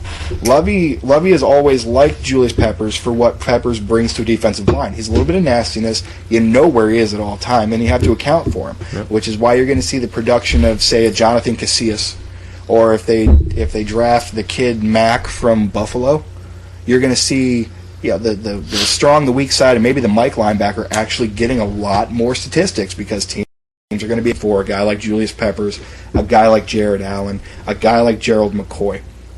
And that's what I do believe. You're going to see a lot more. Levante David is going to he's going to the Odin wrath. Yeah, he's going to pay dividends from this Lovie Smith, Leslie Frazier amalgamation of a defense, and it'll be imposing. Yeah, and you get a guy like Darrelle Revis and Charles Tillman back there covering, with Deshaun Goldson playing center field. You're going to get a lot of coverage sacks out of this. I do believe. Say good night to your career and hello to CTE. Now, do you think, though, that with all that defense, if it does play out that way, that they'd stay with Glennon? I think that Glennon's gets part of the plan. I think Glennon gets a year, but I think that you're gonna see the Bucs sitting at number 7. They might try a power move to get above Cleveland. I think that a quarterback like Johnny Manziel fits Jeff Tedford's system. Yeah. If you look, he's kind of in the mold of Aaron Rodgers. He just doesn't have the leadership qualities. No. But he's a guy who's got functional mobility. He's a guy who can break, contain, and still keep his eyes down the field for whatever. And he's not afraid to pull it down and run with. No. This Super Bowl was the changing of the guard in the NFL. Pocket passers are not what they used to be. There's no such thing as a pocket passer anymore, and the NFL game is going more towards the college game, which is why you bring in a guy like Jeff Tedford, who has a pedigree of NFL quarterbacks. David Carr, Joey Harrington, Aaron Rodgers, Kyle Bowler. He knows how to work around what he's got. And I think in order for Tedford's offense to work, you need a guy with functional mobility. And every time Glennon ran for his life this season to try to extend the play, I don't know how he didn't fall over. It bothered me. But yeah, no, Tedford's offense, I think that Johnny Manziel might be the answer. I think if Blake Bortles doesn't get taken before number 7, I do think that Bortles would be the pick, because he's a guy you can sit on for a year. Do you have no faith in Bridgewater? I don't. Yeah. I don't. And you look at the quality of opponent. He played in the American Athletic Conference. No. And you could break down the numbers between Bortles and Bridgewater was something like 81% completion on 3rd and 10 or longer. But it's 1st and 2nd down where it really matters. Even though you've got Doug Martin, the bell cow, I think that a guy like Bridgewater's going to tumble. He's going to be going from the surefire number 1 pick, and I think kind of reminded me of Vince Young. Yeah, he's got all this hype and he's got all this blown up his ass, and I think that he's going to tumble. But a quarterback that you want to watch out for, his name was bandied around for a couple weeks there during the East-West Shrine game and during the Senior Bowl. Nobody's talking about him anymore, and they won't be talking about him until the Combine. you got to look at this kid from Eastern Illinois. His name is Jimmy Garoppolo. He's broken all of Tony Romo's records at Eastern Illinois. 4-year starter. He's 6'4", 220, 230, whatever. They say he has tiny hands, but they had him doing wet ball drills in Mobile, and he was delivering on 90% of them. Jimmy Garoppolo is the kind of guy that he's going to be one of these later round picks that's going to work his way up. Will he be a starter year one? I don't think so, unless he's pressed into action due to injury. No. Nor should he be, unless he goes to Cleveland. But I think that a guy like Jimmy Garoppolo is going to be one of these guys who just kind of shows up on the NFL radar like Kaepernick did when Alex Smith went down with a concussion. I think he's got great vision. He's got the football IQ. He's got all the intangibles. He's a leader. He's a grinder. Go away, John Gruden. Nobody invited you. Yeah, but this Jimmy Garoppolo kid, he's just a grinder. John Gruden, we told you you're not allowed on the show. Oh, come on, let me get over here with good old Tarico. God damn it. So, Jimmy Garoppolo is the name to watch in this draft. He will skyrocket up boards come the combine when he runs, when he throws, when he does all the passing drills and all that. He will be the guy. So let's change some gears. Let's talk a little baseball, man. What are your hopes? This is your thing, man. What are my hopes? My hopes are for the Tampa Bay Rays to be raising that trophy in November. Do I think it's going to happen? No. Not unless they can keep away from injuries in the pitching rotation. That's what did them in this year. And injury to Longoria kind of kept him out of it too. Darren, tell everyone you're a Mets fan. They are called the Mutts. Thank you.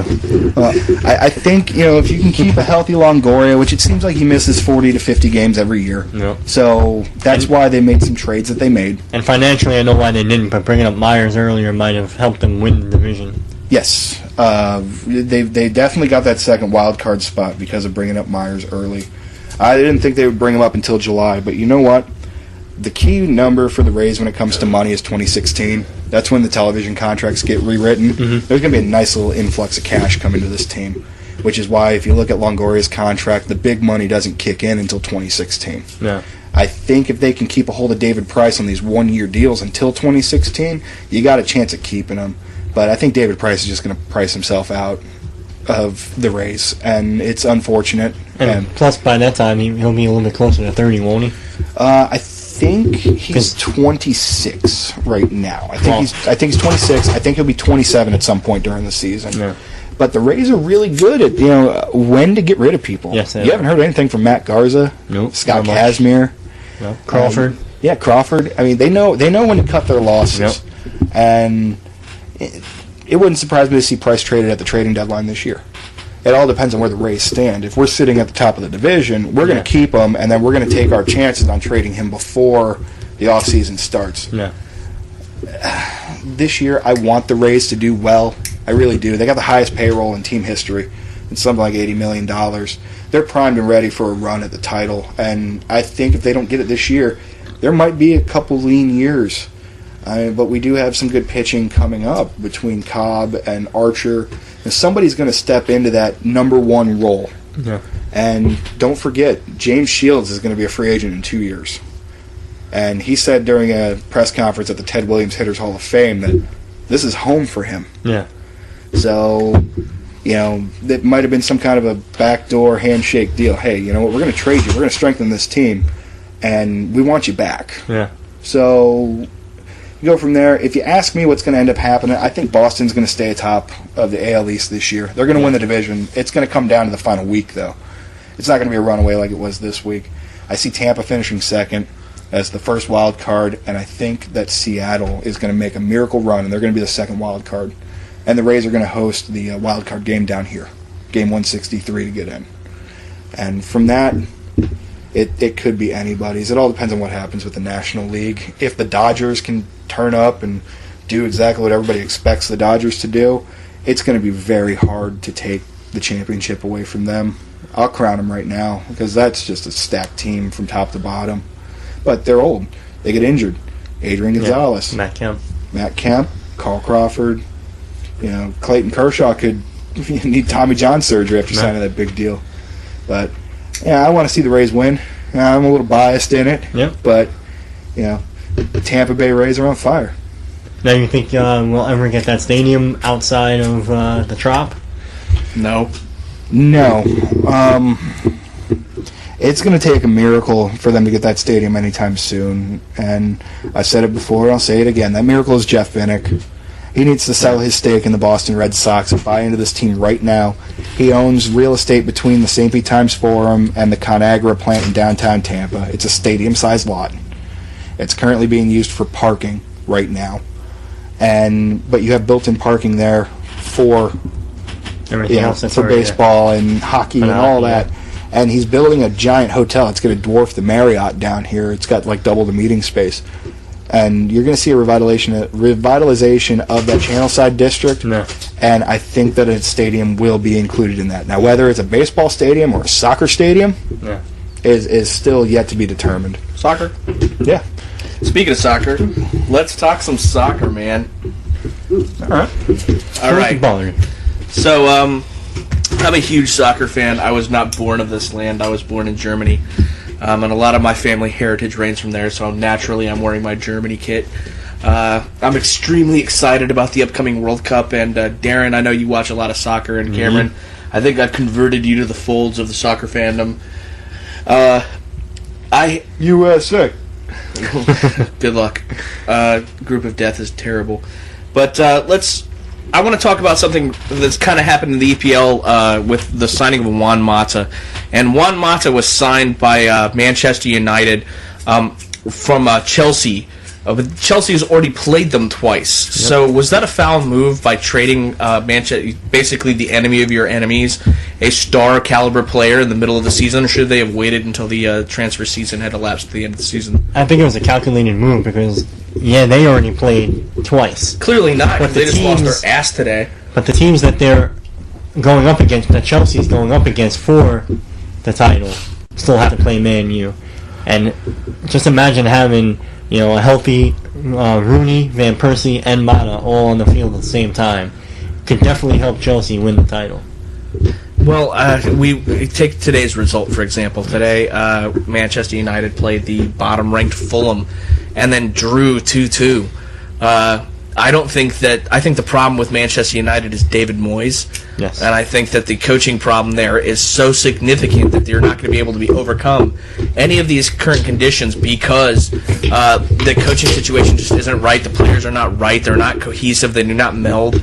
And Van Persie actually asked for a transfer. What? Did it say with who? He didn't reveal who he wanted. He just said that he turned in his papers requesting for a transfer for this past January transfer. Send him to Bayern. But obviously the window is over now for January, so it would have to be in the summer. Season, yeah. But he turned in the papers, which is the first step towards trying to get the fuck out. And maybe they couldn't find a decent enough deal to strike, or they wanted to try to keep him around. And do you think he stays in the Premiership, or do you think he goes elsewhere? I don't think that Man U is going to do what Arsenal did and let him stay in the Premiership. So I would see him going, elsewhere, probably in Spain, maybe. Real Madrid? Possibly. Yeah, that's what I was thinking too. I was actually going to say it if you didn't. No. Speaking of other Real Madrid attempted transfers, Wayne Rooney has also said that he really wants to leave. And the closest link to anything tangible has been a link with Real Madrid, who's been trying to acquire him for a while now. Is that a good or a bad move, or for either club or player? For Man U, I think it would be bad because he's kind of been the face of the franchise since they got him from Everton. Since they got him, and you're losing a big draw. Especially if they were to lose Van Persie, you can't lose both those guys at the same time. And I don't think they intend to lose both those guys. I think that one of them is definitely going to go, and I don't think it's going to be Robin Van Persie. I think they spent the money to acquire him. You got him on a steal. I think 20 million euros is a quite the deal to get a guy of that caliber. And I think that you could let Wayne Rooney go to Real Madrid for like 37 or 40. But is there enough playing time in Real for Rooney? I think you make it for him. I think you kick Gareth Bale out and you take Karim Benzema down and you play either Wayne Rooney in the forward position or you play him slightly behind forward in a center forward sort of style format. I think that his best skill comes from making advantageous moves on certain positioning strikes. And I think he's got a great low header. And I think that he's got a very good component to what is already a long, stridey kind of Real Madrid. Plus, Real Madrid has always been known as that club who kind of just goes out and buys. They're basically the Yankees of the soccer world, and they can afford to buy just about anybody. But then, if you have too many guys that are top-notch guys, you can't have playing time for them all, and they're all going to get frustrating, which is kind of like what's happening now at Man U. Well, I think that the problem at Man U is that Alex Ferguson had this real commitment to English football. Yeah. And he always believed that the English guys are number one, and you have to get English talent. And I think that the English talent pool really isn't as diverse as the rest of the world. Go look at what Arsene Wenger's doing. Go look at some of these other teams, like even Bayern, who are starting to acquire basically players from outside of their realm. And you're going to have to put yourself in a position where you're going to have to say, all right, am I better off acquiring talent, or am I better off building from a natural source? And the English pool might be a little tapped right now with all the clubs trying to search, and there's a lot of national loyalty there, and there's also a lot of city loyalty, and you kind of want to play for the team that you grew up in. Kind of talking about some transfer acquisitions. What about the great dispute, Robert Lewandowski from Borussia Dortmund to my club, Bayern Munich? Well, I mean, they already first did it with Götze, whatever. And, now they pilfered again another guy from that same team. You're weakening your opponent at the same time strengthening yourself. That's exactly what Borussia said. They said that they came out in a press conference and said that Munich was specifically targeting them to put them out of the German division and have no competition. Yeah, but that's what any team in any sport would do. You absolutely find the best players and you try to bring them on your side, and at the same time that helps you, it weakens them. I mean, if you wanted to have a gay-ass sport where everybody had one or two good guys and everybody was equal, well, how great would that be? That would you have the pre-lockout NBA. Yeah. And the pre-lockout NBA was great up until max contracts and these mega teams like Los Angeles and Miami and New York. And sometimes dynasties work because it gives you a team to hate, but then after a while you get so fed up with those teams being around. It's like the Triple H factor. Munich already has a huge national following towards it. If you're German, you have a home at Bayern Munich, and a lot of guys kind of technically, I guess we're like the dark side of soccer, will sell their souls to Bayern, but we've been in the Champions game, but we hadn't won it until last year. I think that made us like 3-1 with the appearances, and it's finally time for Bayern to kind of go into the sunlight. And right now we have a guy, Mario Mandzukic. He's our central striker, and he's facilitating a lot of goals, but the problem is that he's not a really great natural talent. And a lot of his success is due from the Bayern core central midfield feeding him the ball. You got to think about who's feeding him the ball. It's Bastian Schweinsteiger, Thomas Müller, Götze. You've got a lot of you got Shaqiri and Ribéry and Robben, and all these guys are helping facilitate pushing this ball forward. So you've got this all-star team pushing you forward. And now we add possibly one of the greatest strikers in the world right now, Robert Lewandowski, and the guy is a real opportunity maker. And I think that we're looking at another couple of years of really hard-to-beat German football. I think where it was Spain maybe a couple of years ago, now German football is the top flight. And if you want to see where the world is going in the world of soccer, you have to look at Germany. But why would Bayern care that they're pilfering from somebody else? I mean, I can see where their argument was coming from, but they should have phrased it better. I mean, it almost sounded like they were crying like little, baby, kind of like, I'm a little small market team, we can't compete. Well, how would you feel if it was the Tampa Bay Rays saying that about the New York Yankees? Well, I mean, it's very similar. Yeah, it's the exact same situation. No, and obviously, if you're a fan, much higher scale. Yeah. So all you got to do now is you have to use metrics, and you got to figure out to put the best team forward. And guess what? That whole collusion of talent that's going on right there, it might not work out. They might not gel with each other. It happens to Real Madrid all the time. Yeah. Ask them how many Champions League cups they've won with their conglomeration of talent. You're going back to the days of when it's not just Cristiano Ronaldo and Benzema and it was Mesut Ozil and now it's Gareth Bale. It's not just this conglomeration of guys anymore. They did it back in the day with the original Ronaldo and like Zinedine Zidane and all those other guys. And I think that building the team is important, but I think there's a lot of chemistry style that goes into it as well. Do these guys play on the national level? Do they speak the same languages? How do these guys communicate? Unfortunately, for the smaller teams, you got like a 3-year window where you kind of like rise to prominence and you got to kind of strike. And Dortmund almost did it last year. And there was no way they would even be able to keep those guys, even if they'd won.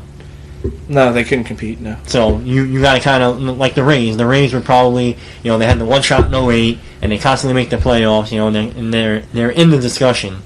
But they probably wouldn't be like a dynasty like the Yankees were, where they won 3 out of 4 or something. Because, their financials just don't work that way, and it would be the same way for Dortmund. So, in another topic, you're taking these teams that always kind of seem to be elite, and when you talk about the elite teams of like England, it's Arsenal, Manchester City, Manchester United, Chelsea, Liverpool. So right now in the top of the EPL chase, you've got Arsenal, Man City, and Chelsea. Who do you think's running in?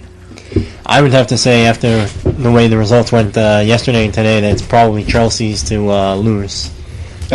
Now, Arsenal won't be able to recover from what happened to them. And not making any moves in the transfer market, when they had a chance, either in last summer or now in January. They basically go on the whole season with that same team. And it's kind of like the Rays. The Rays, how they never make like a, trade deadline deal. Usually they don't.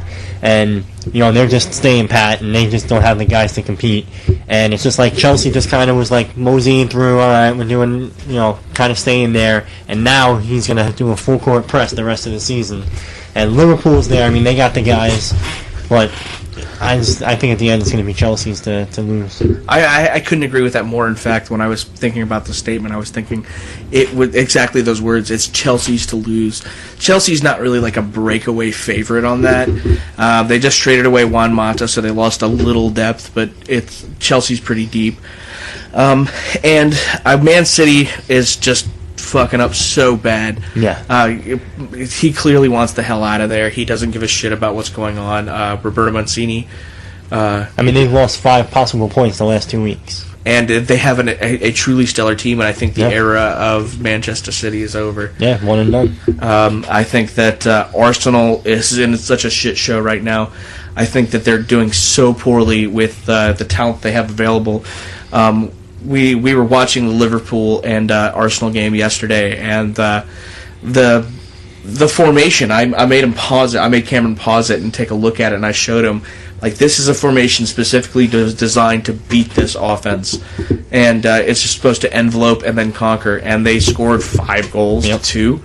And they only 5-1. 5-1. So they left 1 goal in because of just getting lazy. And the 1 goal was only on a penalty kick, so technically 4-0. Yeah. So, I really actually like Liverpool. I'm rooting for Liverpool in this situation because they're in 4th place. They just got 3 points on one of the leaders, and they have an opportunity to try to kind of wiggle their way in. Even though Brendan Rodgers says they're out, I don't think that they are, and I think that if they can put up some points, because there's some room to make ground here. I think it's an us against the world mentality right now in that locker room. And I think it's going to be very beneficial. Backs against the wall. If you're, I don't know, was it the manager saying that? I know little to nothing about this. Brendan Rodgers is the manager of Liverpool. Okay, so if your manager's saying you've got no shot, all these guys are stepping up and just going, I think we can prove him wrong. Yeah, it might be one of those kind of and it might be a way of motivating your team. I think it's Brendan Rodgers' reverse psychology. Yeah. I think that he's going in there and telling them, we're just playing soccer. We're out of it. We have no chance. Giving them the full Madden treatment. Yeah. So go out there and just play good football. And that's what he said coming out into the match. We're just focused on playing good football. We're not in it. We can't win it. Yeah, you just got to take it one game at a time. They're only 5 points out. They were only 5 points out. And now they got 3 points on Man City and Arsenal. And Chelsea barely squeaked it out, right? Yeah. So now all they got to do is chase Chelsea, which I believe was just in 2 points. It's got to be some kind of a bottleneck. I'll look up the standings right now. Well, it was going into the weekend. Arsenal was 1 point on Man City and 3 points on Liverpool. Chelsea. No, Chelsea, yeah. And then Liverpool is 5 points out. Right Yeah, Liverpool's now, 5 out. it's Chelsea leading with 56, Arsenal number 2 with 55, Man City at 54, and Liverpool at 50. Yeah. So you got 4 teams basically 6 points. separated by 6 points, And that's only 2 games. and they all have to play That each sounds other. to me like Yeah. reverse psychology. That sounds to me like Brendan Rodgers knows they're definitely still in it. And they've got a decent schedule to follow. It's much better than Arsenal's and Chelsea's. And I It's know Chelsea's to lose. Liverpool still has to play Chelsea one more time. Yeah. So which I mean, creates if an you win even more of a that's 3. bottleneck. So that's 3 points. Right I also there. love the performance of Luis Suarez in this EPL season. I Yeah. think Luis Suarez has really redeemed himself from being the ear-biting maniac that he was last year, and he's come out and he's the EPL goal leader. He's crazy on fire. That was almost the goal of the year in that strike from, what was it, 40 meters out? Yeah, it was like 35 meters out, yeah. That would have been goal of the year. You know, anything that Messi or Ronaldo does for the rest of the year wouldn't matter. Well, that's not true. You just need to watch more Messi and Ronaldo goals. They're truly phenomenal. Like when they're talking about the Ballon d'Or and they're talking about giving the best player in Europe, and that's always Leo Messi and Ronaldo. It's because you haven't truly seen beautiful football yet. Wait till the Champions League starts popping on and you get to see some of these more international players playing, guys from these other countries. And so you've seen a lot of EPL, which makes you a pretty good football fan. But now you're going to see the world's best, and you're going to see a completely different level of... Like, when you see Real Madrid for the first time, you were truly astonished at how fucking fast those dudes are. They're way faster than anything you've ever seen. When you see Barcelona for the first time, those dudes control... Like, they have, 64% time control of the ball. Yep. Like, they never give the ball up. You look at Bayern Munich, and it's so technical. It's perfect formation. You look at all these other these teams around the world that are outside of that realm, and you're looking at the truly best of Europe. And with the EPL, you're kind of pigeonholed into just these few great clubs. But these guys in the EPL don't ever go that far in the tournament. Chelsea won it once in the last 5 years. They beat Bayern to do it, and then Bayern came back kicks. off of penalty kicks. Didier Drogba single-handedly won that. Yep. I used to love that guy until he broke my heart. And Arsenal, Man U, and Man City, they haven't done really much in Champions League in the last couple of years. Nah, the EPL is almost non-existent in Champions League. But I want to try to move forward in that topic as well, say that the World Cup is coming. And unfortunately for you, Darren is Danish. Yep. And I actually have a great respect for the Danes. I think they have a pretty decent football team, but they didn't qualify. And so now Germany, my team, is in the group of death with Portugal, the United States. USA! USA!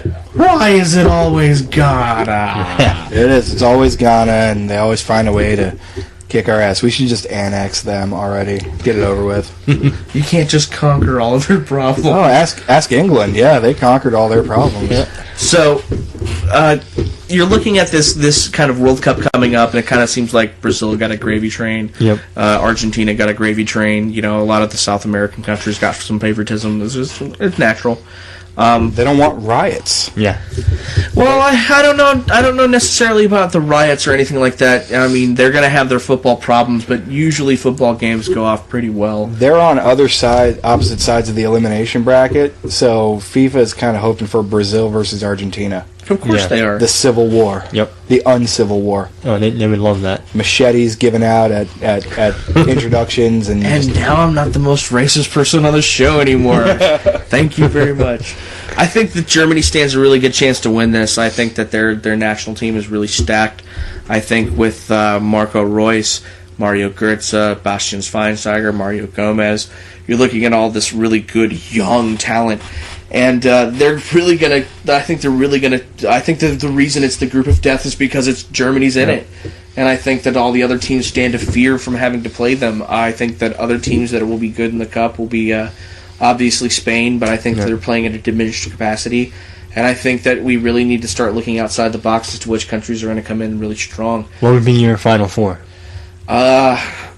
If I without looking at the brackets or anything like that, I would say it'd be Germany, Brazil, let's say Argentina squeaks through. I really don't think that's a good choice, but I think that they have the ability to. It's kind of close to home. They have some good talent. Leo Messi has to be on, and he almost never is on for his national team. And then if I was going to go on a wild goose chase, I would say Italy. I think Italy could squeak through. I think Di Natale's last year is this year. I think he was holding on just long enough to qualify for the national team. I think that Italy stands a strong chance everywhere, and if everyone less forget, Italy is Germany's kryptonite. My Final Four would be Brazil, Germany, Italy, and the Netherlands. I think that the Netherlands have a lot of great, unique talent, but I don't think they can put it together on the show. I think in friendlies 4 years ago they did. I mean, that would be a very good World Baseball Classic finale. Yeah, they made a run, but ever since then, I mean, you've got a lot of really unique personalities there. Van Persie wants the ball. Ian Robin wants the ball. Daniel Van Boyten wants the ball. You know, there's a lot of guys there that want the ball. And I just don't see the Netherlands really putting it together to get it done. They've been really terrible in national form as of late. The Euros, they were terrible there. Oh, disappointing. Disappointing is an understatement. But we're going to go ahead and move on to the Olympics. Cameron, I know you had some things you really wanted to say about this. Oh my God, where even to start? I mean, Awesome, so good. Russia's got stray dogs running all over, getting onto the slope style course and all the skiing courses, and they debated on letting them loose on the biathlon course just to try to take care of half of their problem. He's talking about the gun event. Yes, the biathlon where they ski and shoot at the same time. I'm really, really not looking forward to the rest of these Olympics just because, there's no marketable stars. And they literally have urine for water. Yeah, they have urine for water. The water is so terrible, they've been telling people to not put it on your face. In Soviet Russia, toilet pees you! Yeah, and there's no clean water available anywhere. It all comes in plastic bottles labeled gin. Now, why did they pick Sochi and not like someplace we all know, like It's Moscow? literally the nicest place in hell. A bunch of money transferred hands. This is the most expensive Olympic bid in Olympic history, and some people were bought off by Putin. Yeah. We are going to sponsor Olympics, or we kill you. Yeah, it's just not a good place. You know, with all the civil unrest being so close to Chechnya too. Yeah. And yeah, no, they really screwed up. The narrative right now is how bad it's going, but in about 2 weeks when it's all over, they're going to say it was a pretty good Olympics. I mean, as long as nobody gets blown up by the Chechens, or as long as there's no attacks or anything like that. Why is it always Chechnya? Yeah, I mean, that's Boston. But oh man! But no, we're Boston strong. Put $1 in the douche jar. I got to put $1 in the douche jar now. But no, I'm just looking forward to the 100-meter gay bash. That's $2. I think Putin tried to get that going. You know, he tried to petition the IOC for that, and they just said no. Still has more chances than wrestling. Well, NBC actually edited the IOC president's speech during the opening ceremonies, and they removed 90 seconds where he was preaching tolerance to all genders, race, and relationships. And NBC cut it out because they were like, well, this doesn't fit our format. Yeah, it doesn't fit NBC's format, which it just blows me away. I mean, the guy made a really good point, and it just went to waste. There was the fake story that went around that the guy who was responsible for the pyrotechnics during the opening ceremony with the Olympic ring showing up, one of them failed, and so he got murdered. That was a fake story. They broadcast on closed-circuit television in Russia. Did you see Putin missed it? Yeah, Putin missed it, but there's a picture of Putin watching it, and you can see that all 5 rings had opened up on his screen.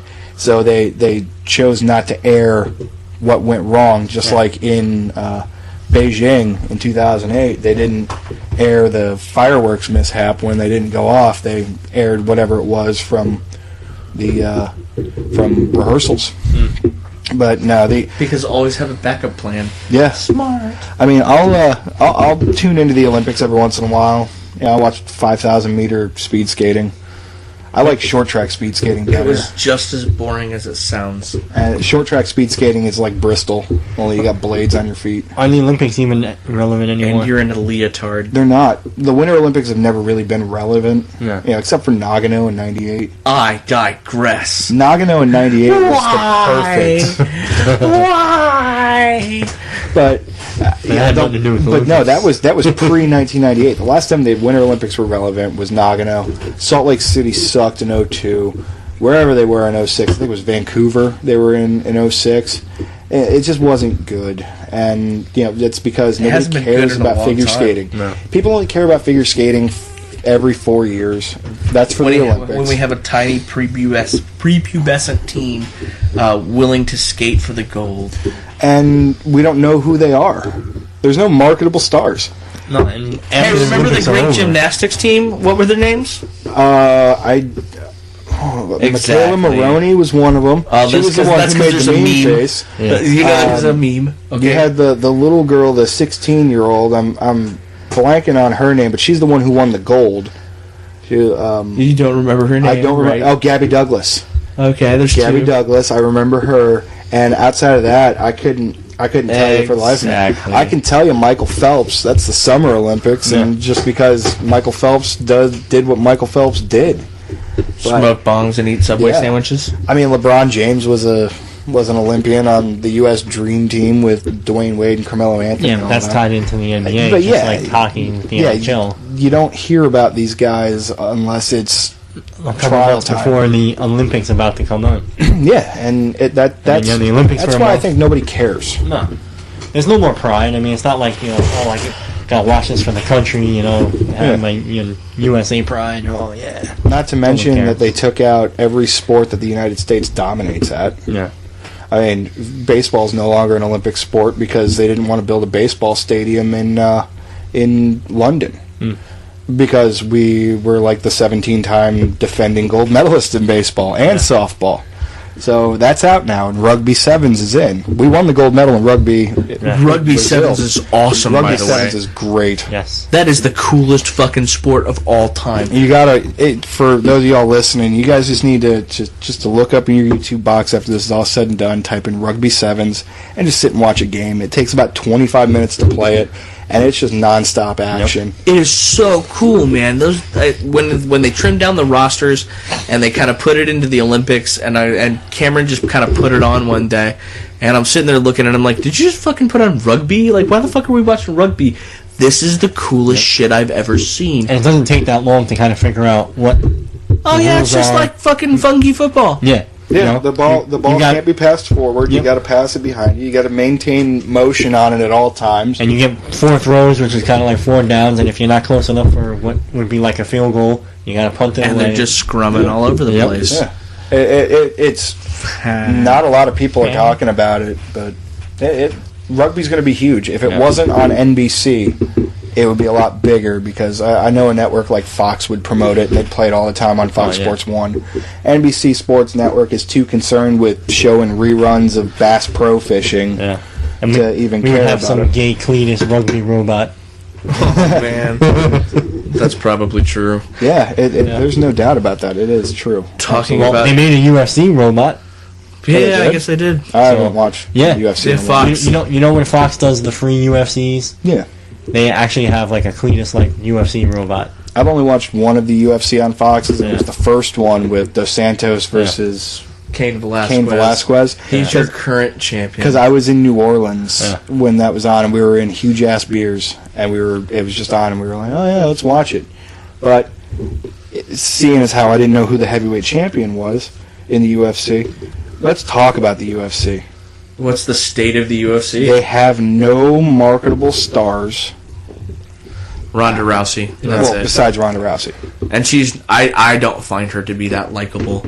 I think she's a very attractive. Better. Misha Tate's awesome. Yep. I think she's attractive. I think she's got marketability. I think she's got a good armbar and things like that. But she I looks also like think a more Diesel Julia Stiles to me. they kind of just throw her the ham bone. Yeah. I really think that if they really wanted to, go find out what Cyborg's doing. That dude is fucking scary. Yes. I think the UFC is running to a problem where all their heroes of yesteryear are gone, and the only truly dominant champion they have is Bones Jones.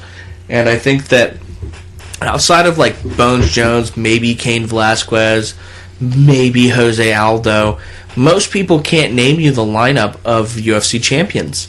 And I think the problem is that there's way too many weight classes. There's way too much to keep track on, and that they're not putting forward the best fights they possibly could. No. The reason why people really liked Pride Fighting Championships was because they put on the best card they could every time they could. That's why they went bankrupt. But you could still afford to put on 4 fights. They did it because they went bankrupt because they wanted to put on 10 great fights. UFC has an opportunity where they could put on easily 4 really top-notch, very exciting fights, and they just choose not to. They also oversaturate, too, because, like I was saying, you have the free UFC that's on Fox Sports 1 or on regular Fox, and then you also have the pay-per-views every month. And with the pre-show on Fuel. And but some months you'll have, basically, there are 3 pay-per-views where only one of them counts as a pay-per-view. Yeah. But you have the other ones that are on free TV, and you always have like Benson Henderson or Mighty Mouse Johnson.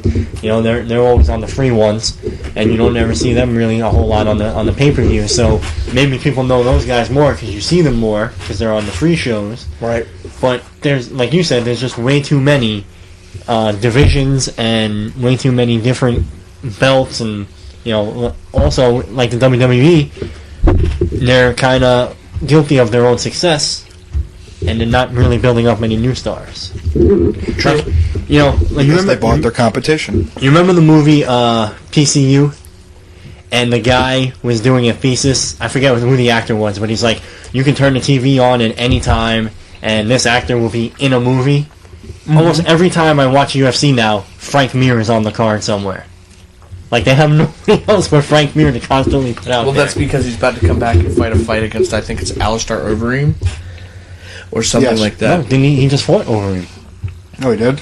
I think so. Shows how much I know. Yeah, well, you haven't been keeping track. It's literally nothing going on in our home with And UFC. after Overeem won, he called out Brock Lesnar. Of course he did. So, because of all the rumors that he might be coming back. So.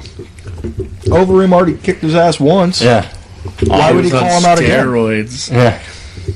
I would too. I mean, you beat a guy's ass like that, you basically made him retire from the sport. I'd like to see Brock's samples as well, please. Yeah. But I really think that with like the loss of Anderson Silva and GSP going down for a year, they really have no very marketable champions left. I think it's time that they do something drastic and do like a UFC Grand Prix. Do you remember the Grand Prix tournament from Prides or anything like that? I wasn't watching a lot back then. So The Grand Prix tournament starts out with 16 fighters. They all fight one fight in a night, and they get trims down to 8. The 8 winners move on. They fight one fight in a night. Then it goes down to 4 fighters. Those 4 fighters fight their semi-elimination bouts, and the 2 winners of that fight for the main event that night. And so you have this sort of tournament basis on a fighting tournament, and I think that would be the truly great thing to put UFC back over the top and be like, oh, well, are you watching the tournament? You know what I mean? Like the movie Warrior. Yeah, a lot like that. Yeah. I didn't see that one. That was a great movie. Joel Edgerton. You should watch it. It's got Kurt Angle in it playing a MMA fighter. And it's like the Rocky for mixed martial arts. Yeah, okay. It's really good. Well, we talked about the UFC, we talked about wrestling, and I think we have a guilty pleasure now. Our guilty pleasure is Black Sails. Cameron? Yeah, Black Sails, the new pirate show that's on Stars. You know what? Every Sunday I look forward to watching Black Sails just because it's some of the most compelling stuff on television. It's everything that you wish that The Walking Dead would be. You wish that they would have episodes where they move along the story, but you start to peel back the layers of these characters. You know, John Silver and Charles Vane and Jack Rackham and Captain Flint. But we actually just watched the latest episode this morning, and let me tell you, if you're not watching this, you should, because it is the pirate show. It is not a pirate show. It is the pirate show. It's not just the pirate show; it's the show. Yeah, it's very good, and it's a shame that it's on Stars, because unless you subscribe, you're not going to see it. But you can always find it through There's always places. And but no, it was very good. Black Sails is the lead up to Treasure Island. This is what happens before Captain Flint finds the Spanish ship that provided him with all the riches. And you start to Basically see trying to build that collusion between two ships to take down the Spanish Armada ship. yes, this week you actually had Captain Flint and his men trying to convince another ship to join them in their fight. And then they would split the profits and all that. And they had approached Jack Rackham and Charles Vane about using their ship. And then some events occur after they agree, and Vane gets superseded as the captain of the ship. Rackham gets kicked off the ship, and Bonnie gets kicked off the ship. And now Captain Flint is in possession of two very good ships with a lot of artillery coming. Yeah, he got his hands on the Ranger. Yeah. Got his hands on the Ranger, which is one of the fastest ships in pirate lore. And I'm excited to see where they go from here. I'm excited to see what happens when they get out of Nassau and they get onto the open water, what kind of trouble they're going to get themselves into. It's going to be a very exciting time. I think there's only 5 or 6 episodes left in this season. But, they're going to end on some kind of a high note. I really liked how...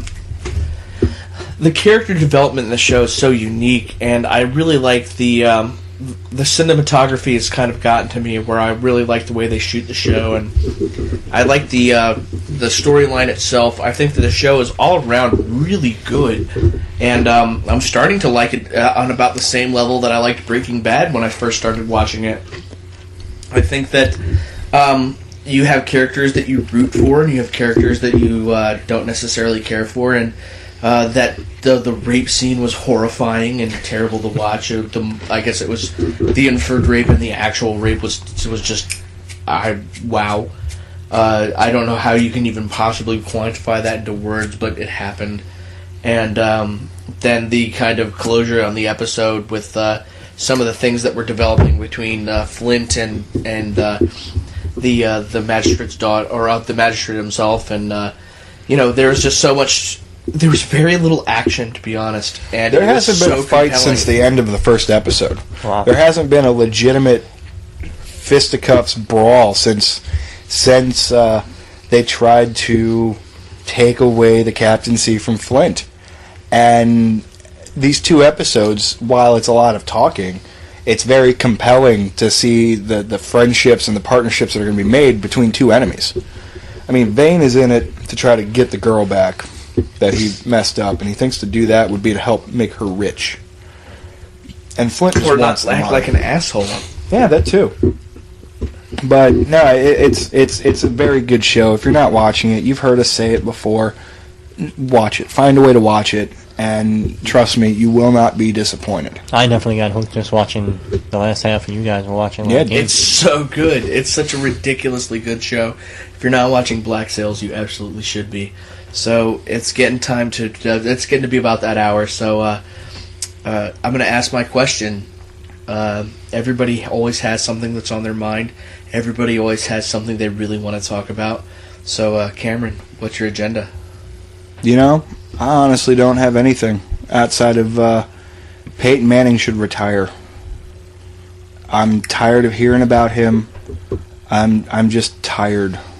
He's getting the Tebow treatment from me. I think just he still go has away. at least 1 or 2 more seasons before he hangs him up. It bothered me that he got so irritated at reporters questioning after the Super Bowl when they said it was an embarrassment. I mean, he took it personally, and you never hear Peyton Manning show any kind of emotion. No. So it's starting to get to him, and I think he knows that he's on the way out. And, there's a part of me that kind of hopes that his doctors say that his neck is damaged and he can't come back, because I think that's already a foregone conclusion. I think he's not going to come back next year. I think he knows it. So, Darren, what's your agenda? Well, we kind of missed it when we were talking about soccer, was that Orlando is getting an MLS franchise, and now apparently also is Miami with David Beckham. Yeah. Don't even get me started on that. They have the idea of a team. They have the idea of a stadium. They have the idea of multiple investors. Oh, so like the Marlins? Yeah, basically. I mean, they already have a spot picked out for it, but they don't have any plans. Yeah. They say there's going to be multiple investors, but only 2 of them have signed on. It's a total catastrophe for this announcement to be made by David Beckham on Wednesday, because what happens if it doesn't occur? I think the whole point was to let the world know that he's involved, so that now those investors, you have a big prominent, meeting and everything on the media, so now it's out there, so now you can maybe draw in some of those, Well, that's like me calling a press conference to say, I kind of want to eat filet mignon tonight, but I've only got $2.50. So I guess we're eating cube steak. I mean, that's just my opinion.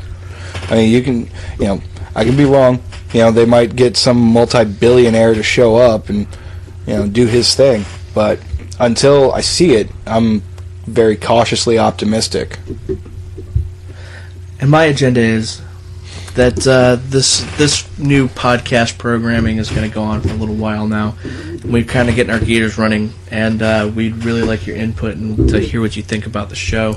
We appreciate your viewership, but you can tell everybody else that if you ain't down with Media Rehab, we got 2 words for you. Suck it!